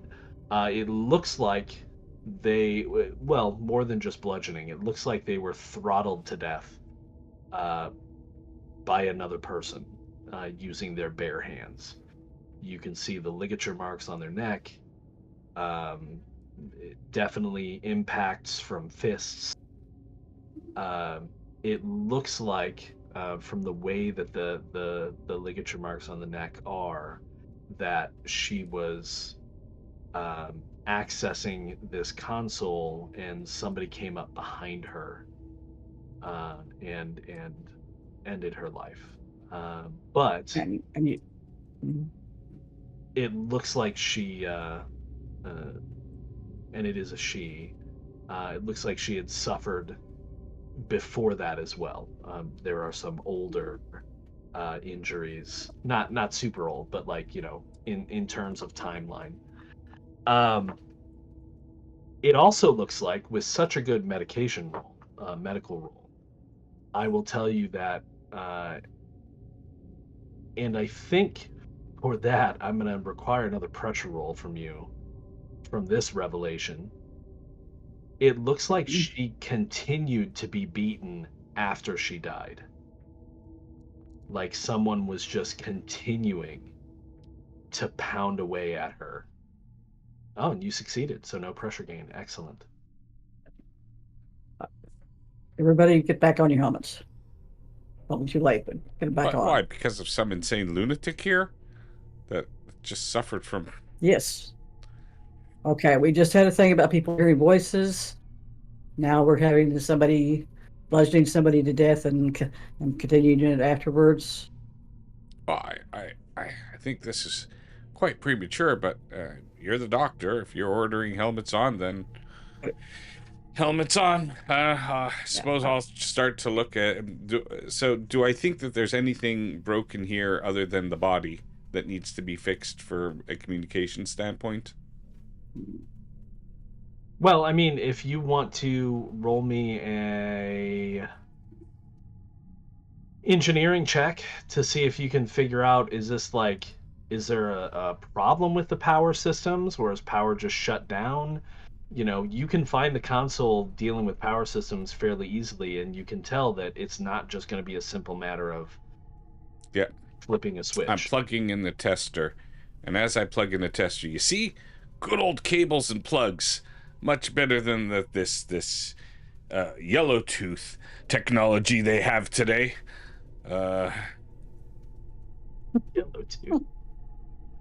God damn this thing! I don't understand why it doesn't. Fuck. God damn it! The batteries are out. I gotta recharge the batteries in this stupid thing. You still succeeded. Rolling a 1 isn't an automatic fail. So still looks okay. I know it looks bad, looks very but bad. It's not an automatic fail. You succeeded. So yeah, you're able to determine that it looks like the reactor has been decoupled from the station.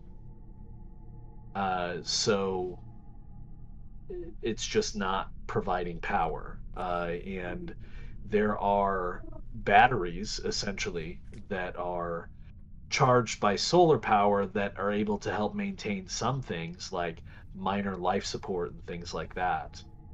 But for overall power to be returned to the station, you're going to need to recouple the reactor. God damn this freaking thing! 93 days there, half a year of my career just for a layer 1 problem, just to unplug and replug in.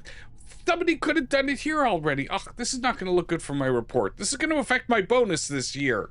That's not a complicated thing at all. And I guess I'll try to, at least get the batteries, connected, the solar-powered ones in the meantime anyways, if that's an option. Oh, they're already connected. That's why there's still life support. Oh, I see. Okay. But they're not intended for main power. Okay. So there's a lot they're not able to do. You could potentially, from the control room, reroute some of the power from the batteries to other systems if you want to do so, but then that's going to limit life support, which is basically what they're working on right now. Right. Okay. Yeah, no, I don't want to. All right, looks like I got to recouple the decoupled couplers from there, and I would know where they are, or is that be like somebody else's job? No, I mean you would know at least on some level how to do that. That would be in the reactor room. Well, I got to head to the reactor room and go get that done. You guys want me to go ahead? Let's stay together, please. Reactor room is just up. Somebody's running around this place throttling people. I don't want you off by yourself. All right. Well, Yes. I think then I'm gonna request that we go to the reactor room. It's not that far from here. We just gotta go past. Do I have the map or I don't? Or I don't know. Like, do I know this where the reactor is? Sorry. Oh yeah, you guys got to scan, Okay. and we're just gonna say for the sake of play that yes, Yeah, you it's know probably that where things you know, are and throbbing hot like area in that half dome because it's got all that power, generated and not going anywhere. Somebody unplugged it. God damn it! This doesn't make sense though. They could have just plugged it back in themselves. I mean, and that's what it looks like to me. All right, let's go get power to this place. Maybe it'll not be so cold. We'll be able to get lights on, and then we can take these helmets off. Jeez, good. So I will point out, if you want to take a look at it, there is that one console with life support that is currently functioning, but it looks like the person was looking through files. So if anybody wanted to take a look at another one of my Yeah. fabulous handouts that I've prepared. Well, I think probably while I was Yes, doing that, somebody else was Okay. checking files and stuff. Yeah. That's not right. You gotta do it like Somebody this. gave their life for this, so I'm going to. I'll relay what I read. So everybody switched to private channels. We're not already on it. Smart. I'll relay what I found out. We're not taking that. I know our instructions said so, but we're not taking that crate aboard ship. We couldn't find it.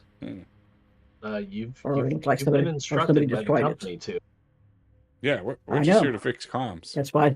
What do you think? That's why Oh, I no, switched no, to the no. private channel. Your mission update was retrieve sample. Oh, it was. That's why I switched to the I private. see. That's why I switched to private channel. It's just like I'm not taking aboard something that's obviously driving people nuts. Hey, driving people Or nuts. at You least know, I'm sure I would. I heard a story about miners on Gromulak 7. They all got, they went crazy in the end and started, killing each other and hunting each other. Yeah, I was on the news just a couple of months ago. It wound up to be bad hooch. Somebody was distilling something that just wasn't good, eternal poisoning and stuff like that. That's all it was back then. Let's follow the logic here.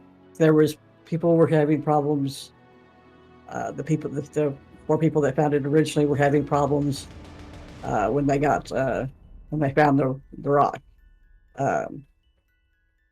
As soon as the rock left, problems stopped.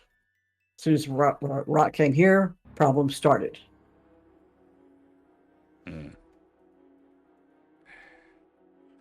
And why is the company so interested in something that, so far as we can tell, just blocks radio signals? Look, Sella, I know you like working. I mean, it's clear to me you re-enlisted after you could have retired already and stuff like that. Yeah, I'm not a lifer like you. I want to listen to what the company tells me to do. I want to get a good report. I want to have a good... How are they going to know if we all agreed to say the same thing, that we didn't, that we weren't able to find it? I don't know. Then don't tell Barnes. Or that it was I don't destroyed. trust Barnes. I think he's a company shill. But yeah, Did you see the way he didn't let Derek just among us. land in the hangar bay? He meant to do it himself. Mhm. Yeah, who do you think he's going to blame the damage on when we get the ship back? You know? I don't trust him at all, so we should probably just do what the company says and stuff. Let's not get into any trouble. And, less than 6.5 months to retire. Security, this is your call. This is your call. Do you want to bring a potentially unknown dangerous object on our ship, or not? You're on mute, I think. Sorry. I'm just... My brain is not connecting. I think we make that decision when we know a little bit more. It certainly sounds like these people were exposed to whatever this is for a lot less than 93 days. Yeah, he's smart. You see, we should listen to Derek. We'll decide once we get to it, once we have more analysis on it and stuff like that. Freaking just a rock. I mean, please. Okay. So, you know now that the rock was sent to the mineral lab, or the mineral sample, I guess I should say. To call it a rock is, I mean, you haven't seen it yet. You know that the reactor needs to be recoupled. How do you want to go about this? What route do you want to take? What do you want to do? Okay, so the reactor's there, and the rock was where again? In the mineral lab, which is on the other side of the station.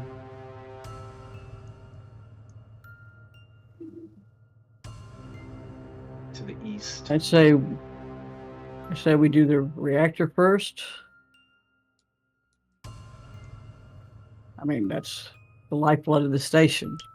So now you're talking sense. Let's get to the reactor. Let's get some atmosphere heat. Let's get some good vibes. Maybe run a little soothing music over the comms in case anybody's batshit crazy and wants to kill us, right? You know.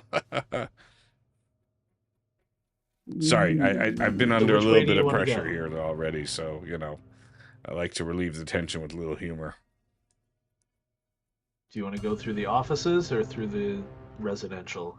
I don't see a way to go through the residential unless I'm taking air vents. Oh, I see. I'm sorry. You can head back down through the hangar, go over to residential, and Oh, I see, see what okay. you're saying. Yeah, no, I think it's at this point I don't want to decompress, recompress, blah blah blah, because in the hangar bay I'd have to, you know, well, I'm still wearing a helmet now, Okay. anyways. No, it doesn't matter. I don't want to. Oh, you did put your helmet back Yeah, on? well, Okay. I was ordered to by There you are. comms, so I did. I'm just gonna go up through So- the offices. The comms is like right. This door is also locked. Yeah, all right. I'll give it a shot. Okay.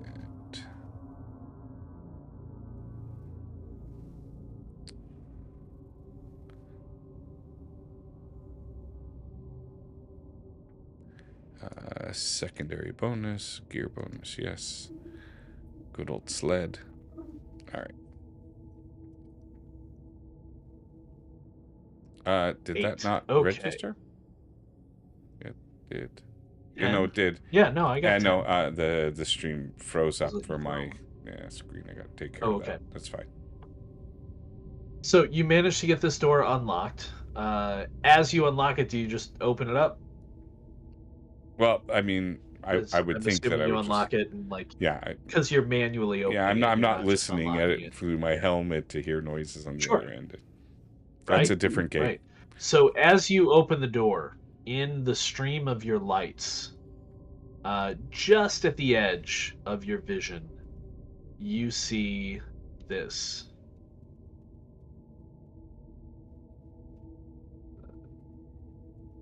There we go. Oh, I gotta redo this thing here too. Sorry. Okay. Oh, actually, that's me. Let's see if I. Oh, yeah, it's there. Is that a person or Oh, a wait. skeleton? So you're not sure.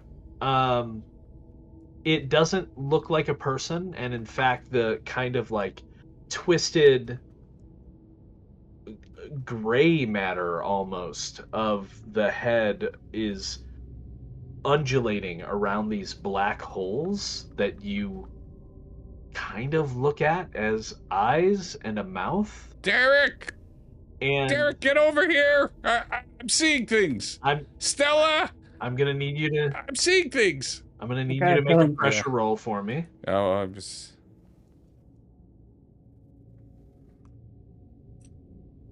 God damn it!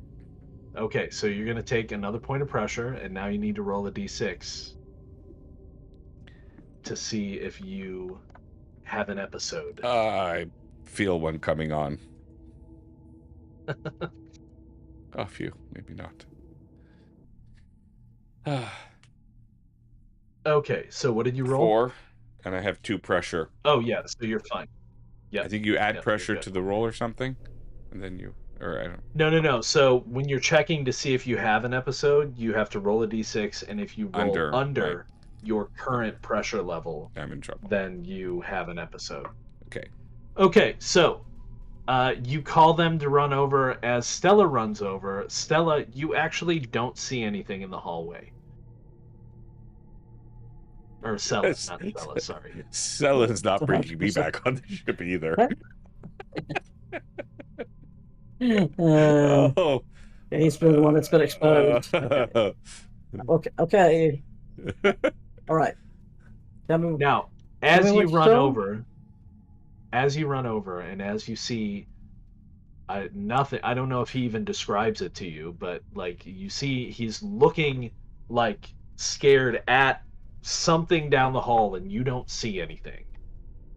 But at the same time, you both hear, with that door open now, I'm going to say you hear clearly the bang of a shotgun going off.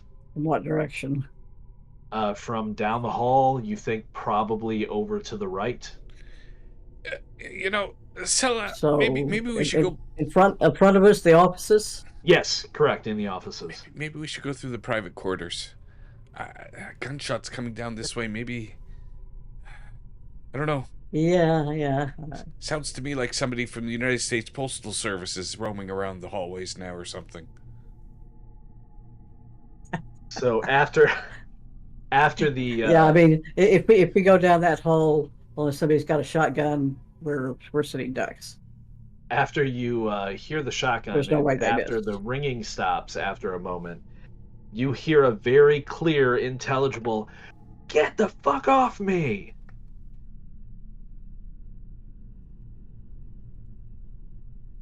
Did you hear that?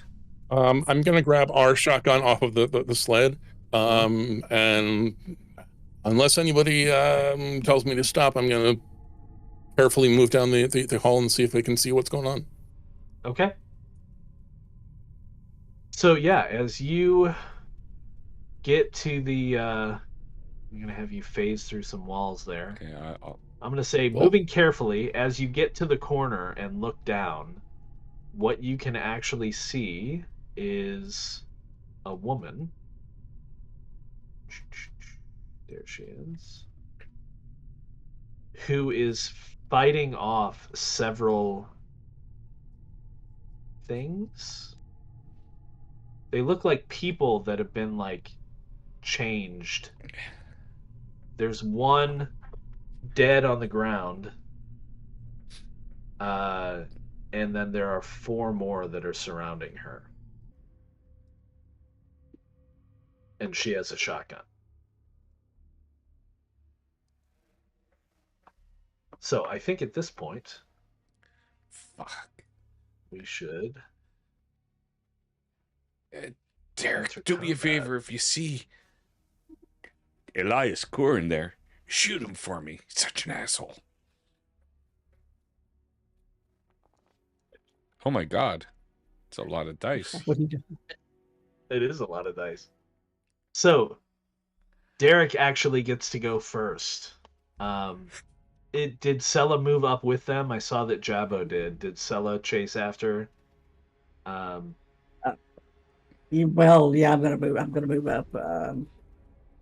I'm just saying, before I rolled initiative, would you have been following them as they move quickly down the hall? Or do you want to start from further back like that? There's no specific movement rate, but like this group, basically, okay. if you're starting that far back, I'm going to say the first round you're going to have to catch up, right? No. I would have been following. Yes. Okay, so yeah, go ahead and move yourself up kind of with them. So yeah, Derek, you're seeing this woman surrounded by these people, and they seem to be reaching for her and trying to strike her. And it's your go. What do you want to do? This way, we're here to help. I'm hopefully not going to take her completely by surprise and get a shotgun blast in my face.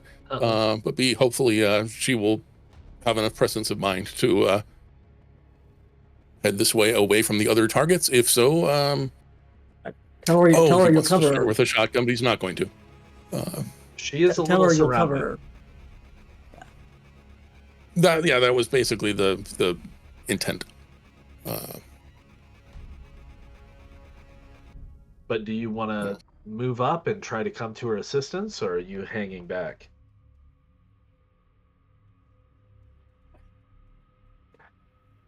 Because these are futuristic shotguns. They're not like spray the room shotguns. You could Okay. potentially just hit, like, there's no chance of like hitting companions in this game. Not really. It's a slug, not shot. Okay. Yeah, right. Stopping power. Until I know that she is relatively of sound mind and is not going to turn around and start firing at That's me, fair. I think I'm going to stick at the corner where I have a little bit of cover. Okay. Um, So if you want to try to assist her, you are kind of extreme range for the shotgun. So you could take a shot at, one of the 2 that are closer to you than her. But that's your call. It's going to be a harder shot, but you could do it if you wanted to. Or you can just wait and see what happens. Up to you. They're between her and Since I have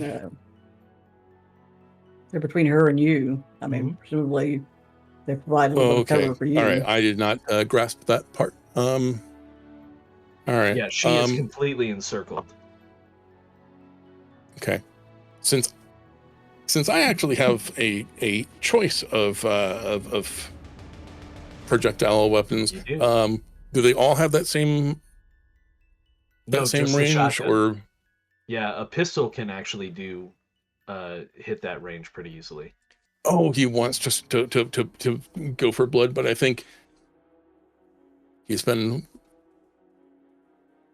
raked over coals a few too many times for that. He's going to start with the Dazer and try and take down one of the folks between us and her. So yeah, that'll be agility, security officer. You don't get a gear bonus from the Dazer. So yeah, just agility and your security officer. Okay. That's 9. So that's definitely going to hit. So now click on the damage number for the Dazer. All right, 1 point of damage. So you fire your Dazer down the hall, and it does fire like darts. It's not like a taser with the little prongs or anything. And you hit which one? The helpless one or the guilty one? The names don't mean anything. They're just to differentiate. We'll say the helpless one. You hit the helpless one. Yes. And these... oh, wait. Is he... you know what? I brought out the wrong dudes. My mistake. Give me 1 quick second. Sorry, it was these dudes.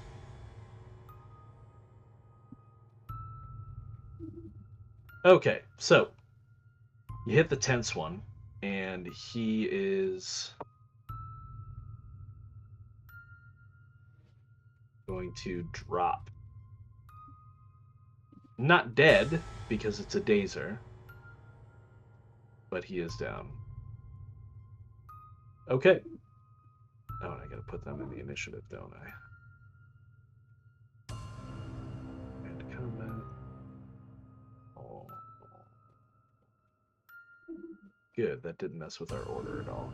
So, Derek, then Sella. Sella, you just saw Derek pull out his Dazer and fire down the hallway. Okay. And where is Arthur, the third person? Behind me? Jabo? He's right in front of you. You're all just kind of stacked up against the corner there. Jabo, break right, I'll break left. Okay. Will do.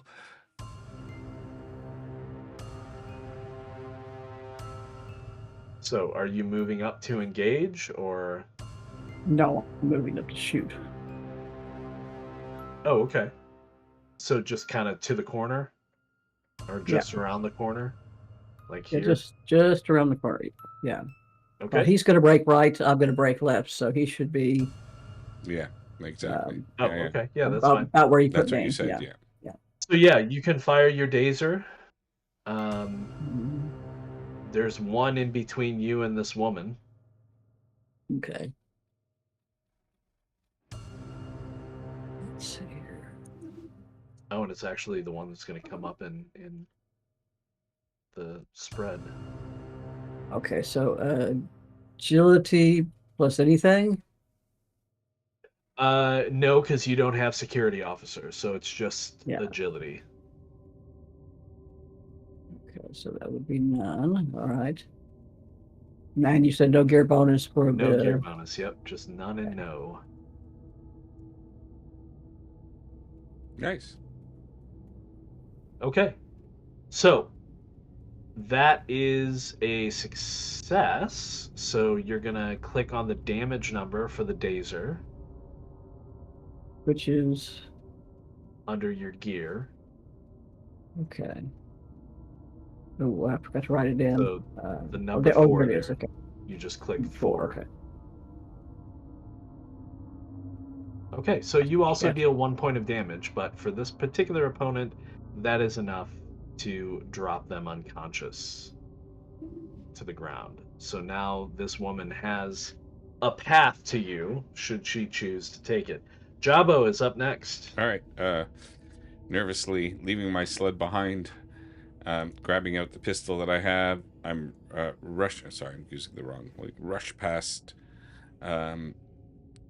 Derek, don't shoot me in the back with that thing. And I'll break right, and I'm looking at what's happening over there. And do I see clearly the two behind? Because I see the ones on the floor, but I can't really make them out because they're crumpled on the floor. The other ones, are they? It's kind of at. Sorry, it's kind of at the range of your awareness, Okay. your vision with your suit lights. But yeah, you can see that there's two shapes. Oh, by the way, beyond her. The one thing I'm going to mention like is that when I opened the door and I saw that thing and I started to scream for everybody to come, when there was absolutely nothing there after that, I'm like, fuck this shit. And I put the visor of my helmet up, like, so my face is like, obviously I was seeing something through the glass of the visor or something. So I still want the light going on in the helmet, but if these things come up, if they retract in so that I can, like, actually see and I'm not looking through glass, then I'm now breathing whatever atmosphere is in there, you know. Okay. I mean, all my sensors are showing that everything is normal. The oxygen is normal. Everything's normal. I don't have to be inside this thing. You know, not going to be able to see very well. Maybe it was a trick of the lighting that made me see that reflection because of everything, and that's why. But now looking and I actually see these things, I'm going to go, oh, Jesus. I'm going to tell the woman, get over here quickly. We're with the rescue team, and I'm gonna kind of Lady Tuss. Sorry. I'm saying Lady Tuss. Yeah. Come here. We're part of the rescue team. Get over here, and I'm gonna overwatch it. Basically, I'm not gonna fire this round until she's clear, because I don't want to risk firing at her to get to the other two. Okay. Because to me, it doesn't look like I have a clear shot. Right. All right. So yeah, she is going to turn and break for the three of you, and she's like, "Oh my God! Thank God! Do you guys have a ship?" As she's running towards you, shotgun not pointed at you, but like she hasn't like dropped it or anything. But she pretty much spends her turn running to get to you guys. All right. So that brings them. If that gives me a clear shot at one of them, then I'll take the held action if there is one. Otherwise, it does. Wait. Yep. It does. Oh, I'm sorry. It doesn't allow me to do that. You just have a pistol, right? Yeah, it's just agility. Yeah. Yep. Yeah, you don't have security officer, so just agility. Nope, that's not gonna fit. That's a warning shot. Okay, so what I need you to do, since you missed, just because this keeps track of ammo, I need you to hold the shift key and click on the damage for your pistol. On the ammo or on the damage? The damage. Done. There you go. 1 round wasted. All right, so your shot fires off. It hits the wall behind. We're gonna say it hits the grate for the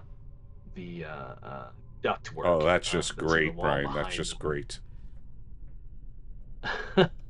And it is just great.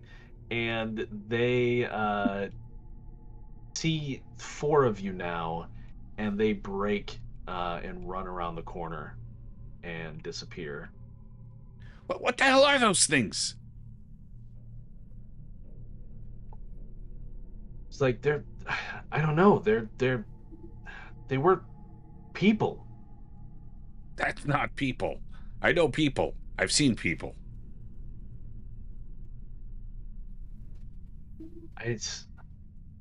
You go look for yourselves. They're wearing station uniforms. They're wearing station clothes. The hell happened? You guys have a ship? You're talking like you're not part of the station. Who are you? I am. Look at me, and she is. She's dressed like in, a station jumpsuit. It's like it's Walker, Emma Walker. Was security. Well, there are still miners that are out. That Give us the run. they seem to be fine and normal, but we gotta evacuate everybody here. Is there a quarantine issue that we need to put in place? Evacuate? I haven't seen anybody else. It's not one of them. They're all like that? Everybody I've run into. There's no point in fixing Why the do you comms think here. you? Yeah. Well, why do you think you were spared? Whatever this was. Were you isolated or anything like that? You're the only female on the base? No, I'm not the only female on the base. I don't know. I don't know. Something just doesn't add up. I was doing some EVA work, trying to help out the engineers. And You were when I doing came some back EVA in, work. Well, who cut power to this? To the station? I don't know. I haven't even tried to get into the reactor room. I don't have access. Don't worry about access. I'll get you access. Well, those things just ran that way. We can't go that way. Gotta get power back. You have a ship, Yeah. right? How else did you get here? We got to get We out of gotta here. get the comms back up. We gotta call for help. We gotta tell people what's going on. We have miners that we gotta deal with. On the planet? Yes! Those guys are still alive down there? They're all alive. They've been waiting. Yeah, they're alive. They've been waiting for help, for And supplies. they're doing. They must be running out of time. But what? Look, Yeah, I don't know what's happening here. I've been fighting these things off. They just come after you. A couple of them even use guns. Well, maybe Okay, so they Maybe- are intelligent. Obviously, they're intelligent. Okay. maybe we should take the two that you knocked Well, out, get them on the ship. Not if you listen to them. Don't we need to take them back so that they can be studied and examined and figure out how to make them better, and then we come back and fix everybody else? I mean, these were humans. I don't know. Do you want to go look at them Uh, to see how much you can bring them back? I don't want to bring them back. I want to bring them back to the station, get them help, get them. I mean, if a disaster were to happen to me on the planet that I was, I kind of hope the rescue team would try to rescue me and fix me up and not leave me in that status. That's never seen anything like that. Doctor, have you seen anything? What are the standing orders for quarantine? I'm gonna move up to them just to kind of figure out what it is. You see, I'm not crazy. I told you I saw jiggly things. So quarantine. I mean, there is, I'm sure, like parameters, but like, it's kind of up to you at this point. I mean, you guys are the people on scene. So yeah, Jake, as you get close and look at them, we're gonna need you to make another pressure check.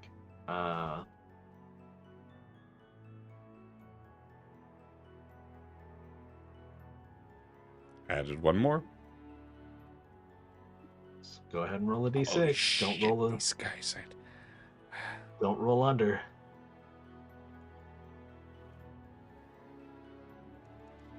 Oh, you rolled I rolled under. under, Okay, Jake. I think I was role playing. Need you to roll another d6.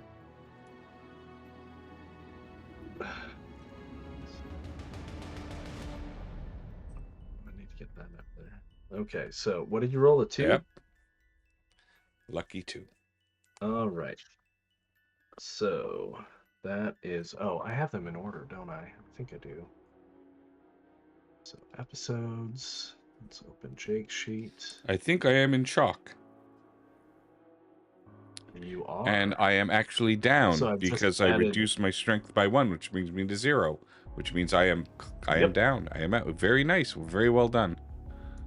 That was a So proper you see, pressure death. Sorry.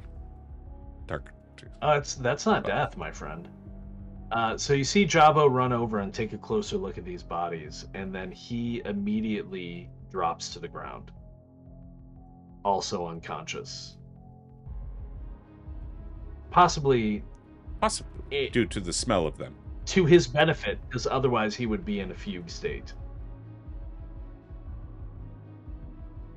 Okay, you froze there a second, or I did one of the two. Oh, I say he drops to the ground unconscious. Well, you don't know if he's unconscious yet, but you see him drop to the ground. System-wise, it's because he's unconscious. Possibly that's a good thing, considering otherwise he would be in a fugue state. Is there any indication of what just happened, or does it look like he approached these things and lost consciousness?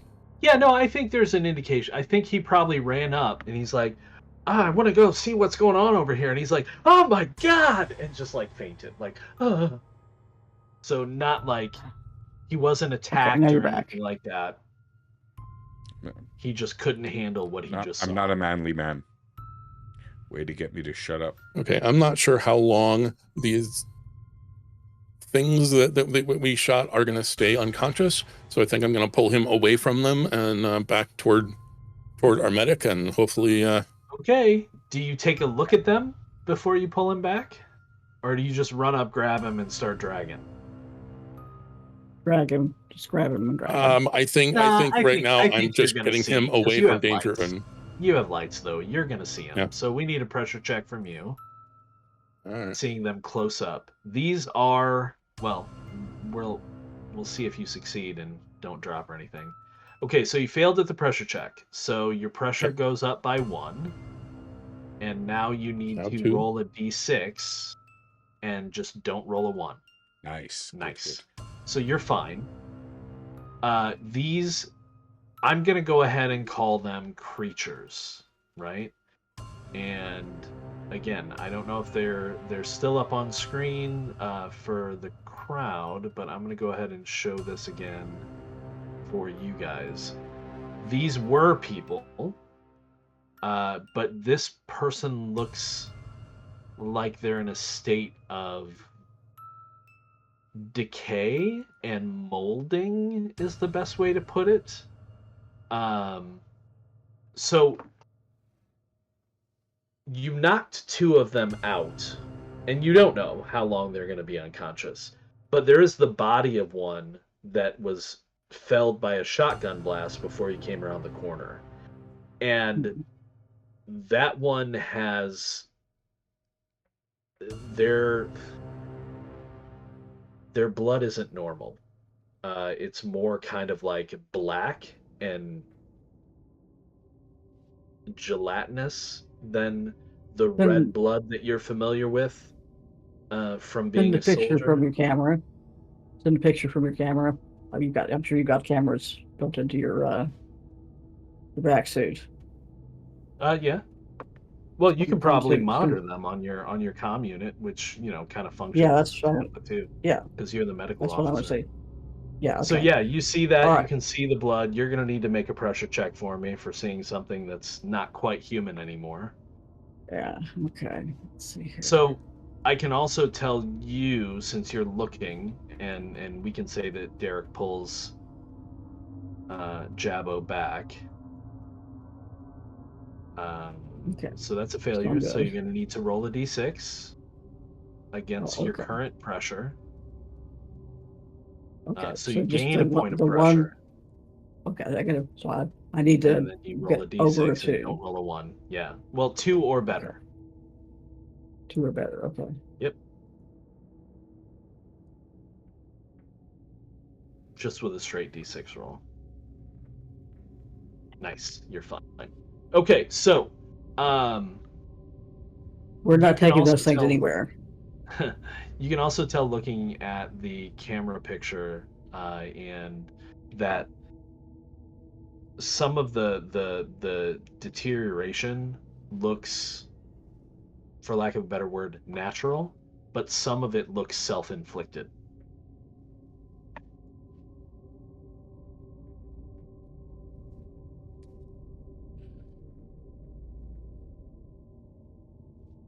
Okay.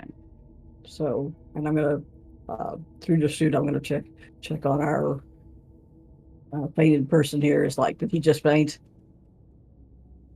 Yeah, you can actually make a medical check to restore him if you Okay. want Yeah. with your med unit, so you get a +1 for that, or you get the gear bonus. In other words. Yeah.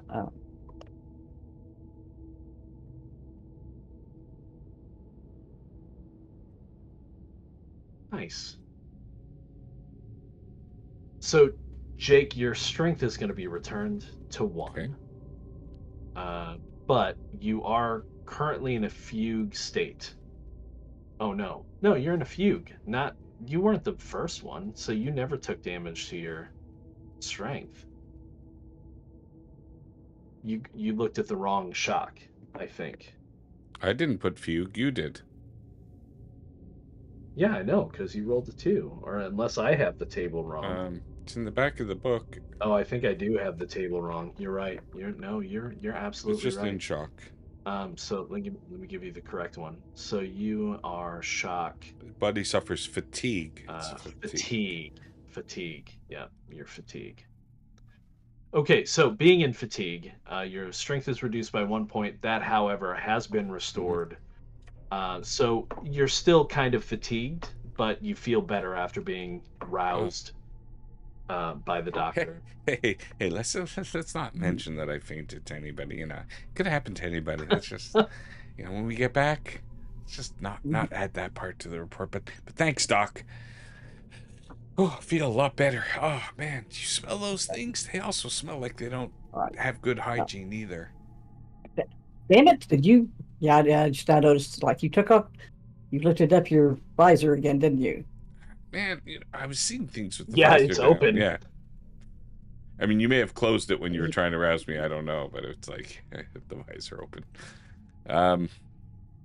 Okay. All right. What we're gonna have to do here is we're going to get have them set up we've got an airlock. Can we do like a negative pressure down the corridor from the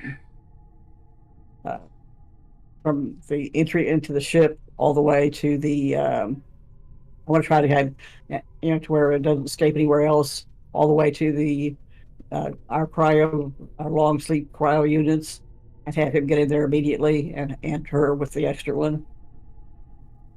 Well, your ship's gone. It's gonna be when gone we for get back. 4 hours. Yes. We have 4 hours. Yes, I know. Yikes. I know. But when we, well, presumably, how long is this all taking? So you've only been on station for probably about 30 minutes. So you have at least 2.5 hours to 3.5 hours left until your ship gets back. I will point out to you that although it's not labeled on the map, because I didn't want to go through and label each single individual room, the room right next to you, this one here with the double doors, it actually has a symbol. Well, I guess it would be labeled as well as a clinic, if that is of any use to you. So there is a clinic in there. Yeah, Looks like the good. rest of these are all various offices. You know what? That's Where would the if Cella's gonna check the clinic out, I might go into the comms just to make sure everything there is still good and ready for when I put power on. Make sure there weren't like other issues that need to be handled. Okay. Yeah, you can we certainly check do out. that. We check out the rooms to a piece. Okay, that works. Walker other says she's question is willing where. to go with you if you want. Yeah. What about one of my crew too? So okay. I know that's just gonna be two. Okay, all right. No, you can go with me. All right. Where is the? No, let's have the two security people together. What do you think? Because it wouldn't be much match for against her. I don't think. Against her? She seems stable. She just seems like she wants to get off this place. I know. Okay, but okay. So Also, I'll point out. I am professionally trained not to trust seams. Mhm. That's fair. But I will also point out that she is, as she sees Jabo heading for the comms room, she actually hurries over with you and scans her Ah, ID okay, chip perfect. because she's Yeah. security. And so, although hacking the systems won't work, there's enough power to the doors that if you have the right clearance, they'll open. So she actually opens the comms door for you and opens the door to the clinic. Okay. All right. She's like, I don't know what you guys want to hang Where, around here for, but I guess it's safety in numbers. yeah, where is the the recharger? Where are the back suits and the Well, I mean, the clinic would have some O2 canisters, some ways to recharge your suits. Okay, good. Okay. Walker's not in a suit though; she's in a jumpsuit. Yeah, I know. We're gonna need to get you into I'm assuming you have back suits near the hangar bays, correct? Um, yeah, I mean, there's some lockers down there in the hangar bays. There might be one in the Yeah. clinic as well. Yeah. Okay. All right. We're gonna need to have you have one of those as well. I'm gonna be recharging mine. In the meantime, do you mind if I do a scan on you? I'm gonna use the equipment here and just see what I can find. No, feel free. Yeah, because I mean, I suspect you being outside doing the EVA saved you from something, but So you've been she, back in here for a while, so yeah, she hurries to put the suit on. You also see her kind of looking over to the side because it looks like one of the monitors is up in the clinic. Um, but you know, it's lit up, I should say. But she puts the suit on. She lets you scan her. You can charge your suit. That takes a while. Um, probably what's the about. monitor showing? Oh well, if you go look at the monitor, you know I like my handouts. This is the last one, I promise. Uh, it is. It is actually. There you go. So I will say also, while you're looking around the clinic and reading the note, you notice that there's it looks like the medication cabinet has been raided. Um, there is a suit in here that Walker is able to put on, in addition to some oxygen tanks you can refill from. Also, it appears that a lot of the medical instruments, like scalpels, forceps, a bunch of different things have been like just taken. Like there's not what you would expect to see in a clinic. It looks like this place has been kind of gone over. Um, so while they're in the clinic, did you join Jake in the comms room, Steve? Um, mm. My plan was to stick with Emma just to keep an eye on her. But if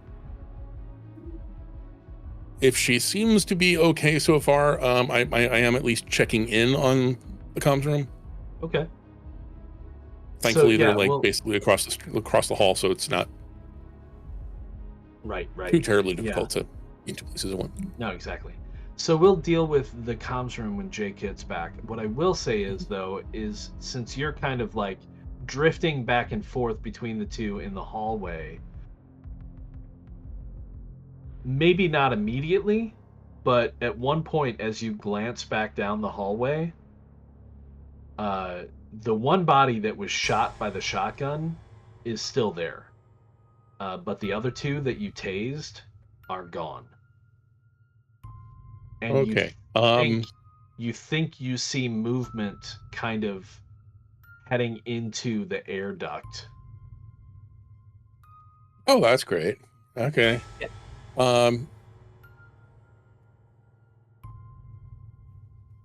Can I presumably notice how long that took and how long that took compared to when a normal human is stunned and Sure. recovers? So probably slightly faster than a normal human recovers from a dazer. Okay, but Not not like dramatically. No, not dramatically, because again, it took probably about between recharging tanks, putting on a full suit, and looking at the monitor and kind of looking around the clinic. They've probably been in there for like 20 minutes or so. Okay. Same thing with man, I keep forgetting his name, Jabbo, in the comms shack. So speaking of which, since Jake is back, when you go into the comm room, again, almost everything is powered down. Without being able to turn on the computers, you can't really tell what the state of the comms is in. What you do find, though, as I assume you're being very thorough as you look around, is you do find, as you're going through things, you find a small shard, maybe about 2.5 to 3 inches long, of some kind of silicate crystal that has been. It looks like somebody was trying to shove it into a port on the comm computer. Damn it! This is not how you repair stuff like that. I'm gonna go through some of my tools, take out like a case or something, and just put it in to a case with whatever it is. If I can't identify it, that is. Okay, so as you pull it out of the port, you're certain. I'm not going to make you make a roll for this, but you're certain as you pull it out of the port that it looks like strands of crystal are trying to grow back towards the port. It's just as you pull it away. Okay, that's just nuts. Sort of organic crystal, fungus, something. I'm gonna try to get it, put it away into lock it away into a container somewhere amongst some of my tools. Sure. Put it away. But I mean, would I, ignoring the elephant in the room, which I just dealt with, I'm wondering if there isn't a backup power for here, like battery unit that I could put it in. I'm assuming if this was just all, done and nobody had time to put in the to connect it through to backup power, if it didn't go automatically and the powers aren't drained, like those types of things for the comms I'll also concentrate on. So, okay, we can do that. What I would like you to do personally, though, if you don't mind doing it for a moment, is when you grab that piece of silicate crystal, and if you two want to experience this for a moment, you can as well. It's up to you. But if you go to your music section, and turn the environment music up as loud as you want to, can you hear that? Yeah, I'm gonna pull it up so that we can all could hear it it. before, Hang on. Let's get there. So you hear this kind of staticky, droning buzz just repeating as you touch this thing. And then once you put it into whatever container you put it in, it kind of dies back down and gets muted again, but you can tell that it's still there. Like you can barely hear it. Yeah, it's like, I hear the that's a little creepy. This crystal that communicates. It is a communication. What we have here is failure to communicate. Speaking of communication, are you going to tell us about this? I'm still in the room, playing around. I've tossed it into one of the toolboxes or containers and already forgotten about it. So, aside from that, you're fairly certain if you can get power back up, then you can get the comms running. Yeah. I'm gonna come out. Assuming that you're not adjudicating another scene with other players in the meantime. Nope. They already did their stuff in the clinic. comms should be fine. Let's just get power to it. Let's send the communications back. Let's get this place the help they need, and then let's call back. And once we have the comms up, we can get Barnes back here quickly, and stuff like that. Oh, You that's know, true. like let's get this up, because I agree with the doc here. We got to get out of here. So as Jabbo is relaying this to the three of you now, either in the hallway or in the clinic, as you're kind of planning next steps. As he's relaying this, I mean, you know that Jabbo talks quite a bunch.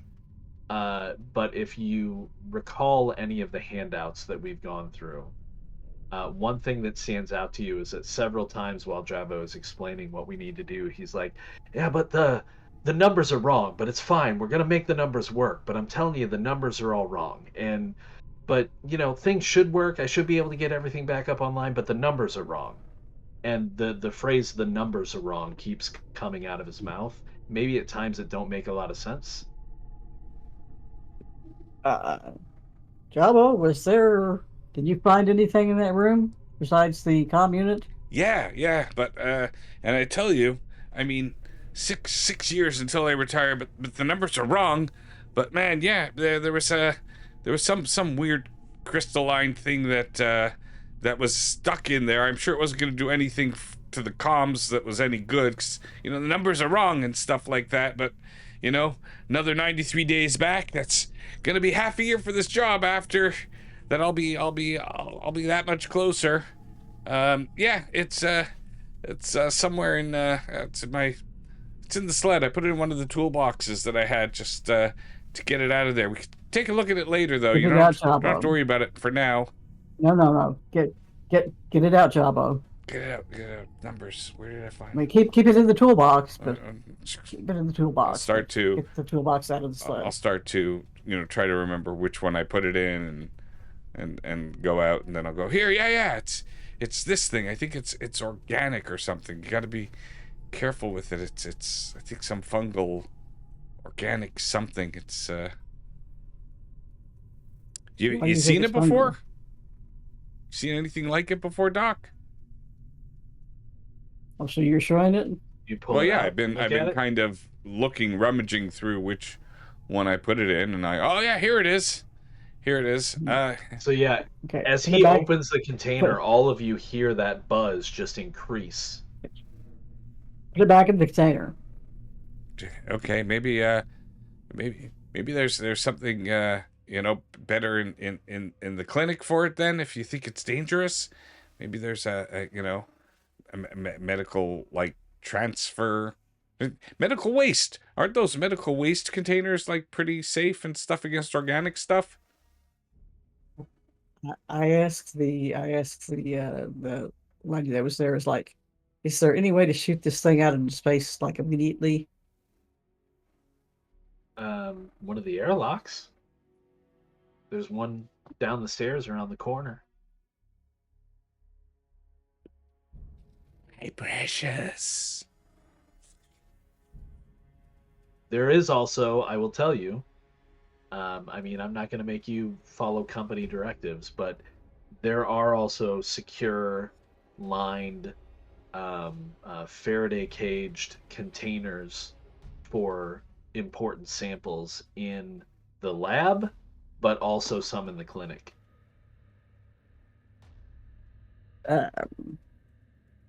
But presumably they would have used these and it didn't do a damn bit of good. I mean, they haven't. It was, Jabba told you, it was just stuck into a port in a computer. That's after everybody went nuts.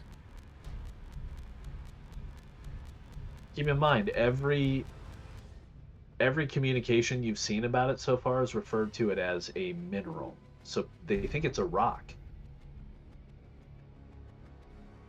Why would they put the rock in a Faraday cage container? Why would they put the rock in a lead line container if there's no radiation?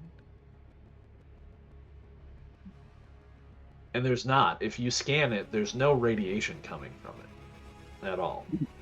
Not that you can detect anyway with your instruments. Does the sound go down inside if it was put inside it? So when he put it in just like a metal container, like a metal case, Mhm. the sound was dulled, but it was still there.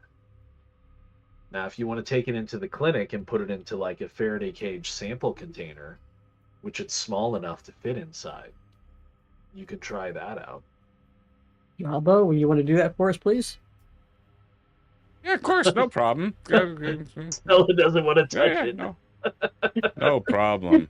So you take him into the he's already contaminated. right. So do you take him into the clinic and show him where it is and how to open it? And... Yeah. Okay. Mm-hmm. You So think it's got fungal infections on it? I'll use that cleanser, cleanse my hands too. Hell, I'll cleanse this thing also. So- and I'll rub cleanser all over it. Alcohol. although it looked like it was, I mean, I don't know if you told them this, but although it looked like it was reaching back to try and get to the port, when you put it in the box and now when you put it in the Faraday cage, it's not like there's no residue left on your fingers. Not that you can see anyway, but I'll Yeah. just tell you up front, you don't got to pull out a microscope unless Sella really wants to. You can take a little bit more time. The tools are here. There's no residue of any kind on your fingers. It is a complete unit. And putting it inside the Faraday cage, once you close the Faraday cage and activate it, and it's also lead lined, like it's a very secure sample case, the buzzing stops completely.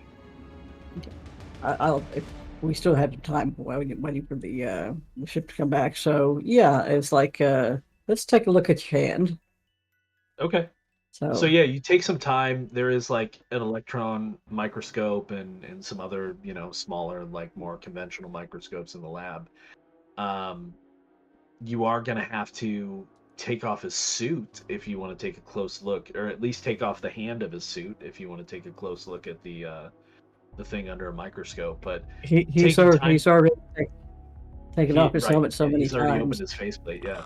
So taking that, yes, you can tell very quickly that there is no strange residue or substance left on the glove of his suit that was holding this shard. Okay, let's go ahead and put the blood back on. Let's put the blood now, back I on. will say that when the shard was visible, you all could hear this buzz just audibly. It wasn't to the level of maddening, but it was like very present. Once you have put it in this container, this totally sealed container, the buzz from the shard disappeared. But now that you've heard it so clearly, you can actually hear it coming from everywhere in this station. Yeah. In fact, it's coming through your radio headsets. It's coming through your comm links. So this shard is probably not the only sample.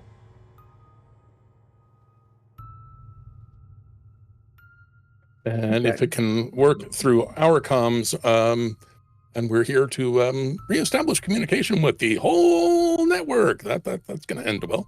Right. I'm going to get out a board, a tablet or whatever for the thing, and I'm going to write on here. I'm not going to speak. I'm going to write. Everyone changed the frequency so and so. And see if they hear it. So, as you switch frequencies, you find very quickly that you can still hear it, and you quick switch frequencies again, and you can still hear it. And you're all in the clinic doing this, right?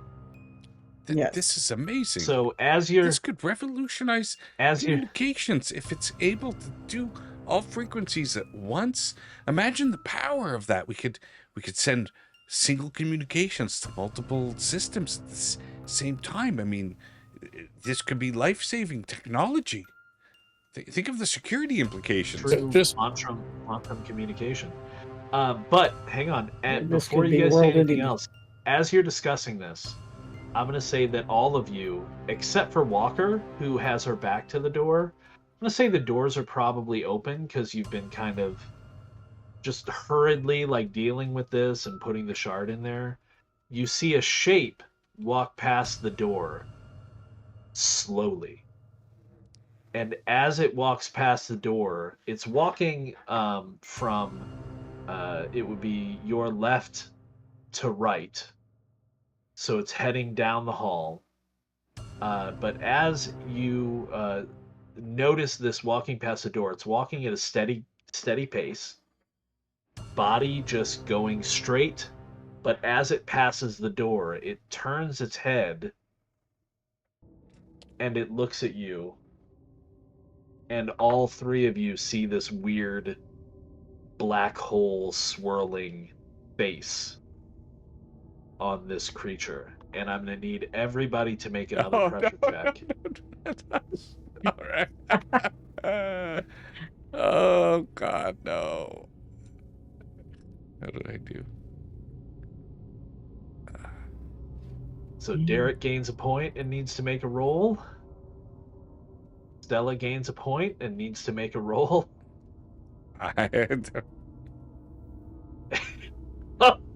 Jabbo gains a point and needs to make a roll. Yep. So we're looking at... Oh! Again. Okay. Oh! All right. Poor Jabbo. I'm gonna... Again, I faint. Okay. All right. At least you I still got a just have 2. fatigue. I put in the roll and I don't see anything coming back. So I'm going to roll again. Oh.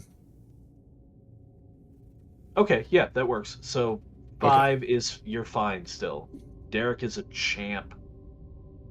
He's seen combat. He's man.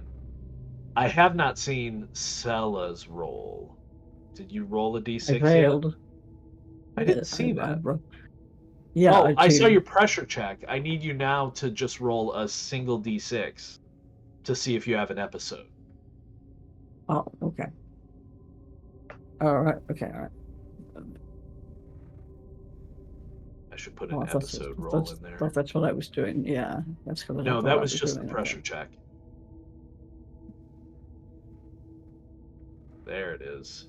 Oh, and that is unfortunately a fail. So now you need to roll a d6 again to see what episode you deal with. Oh wait, I did. I've already done this. I rolled.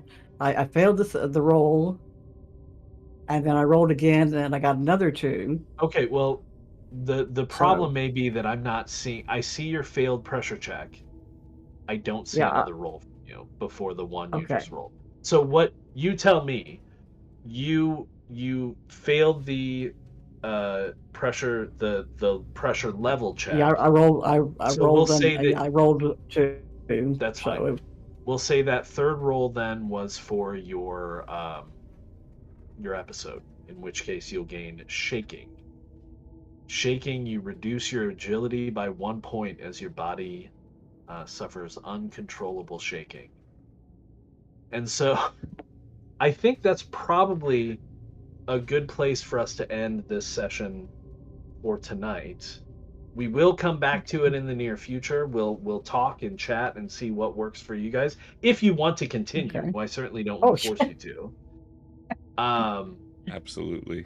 But so we end our session this evening with Walker just kind of looking perplexed as Jabbo faints again. Stella starts just shaking uncontrollably. And Derek is cool. Can I try something that might allow us to end on a really creepy moment, depending on Please do. how this works? You must now. So we've tried changing the channel on the comms, and it's everywhere. If I turn my comm off, am I still hearing it from the comm? You like are. Unplugging the TV and still seeing the picture. Beautiful. You are. So you turn your comm off and you realize that it doesn't, like, maybe you even go so far, because, like, I'm going to imagine that comms are like a whole kind of complete unit, like our smartphones are today, right? So, like, although Sella might have an additional tablet, like, your comm does a lot.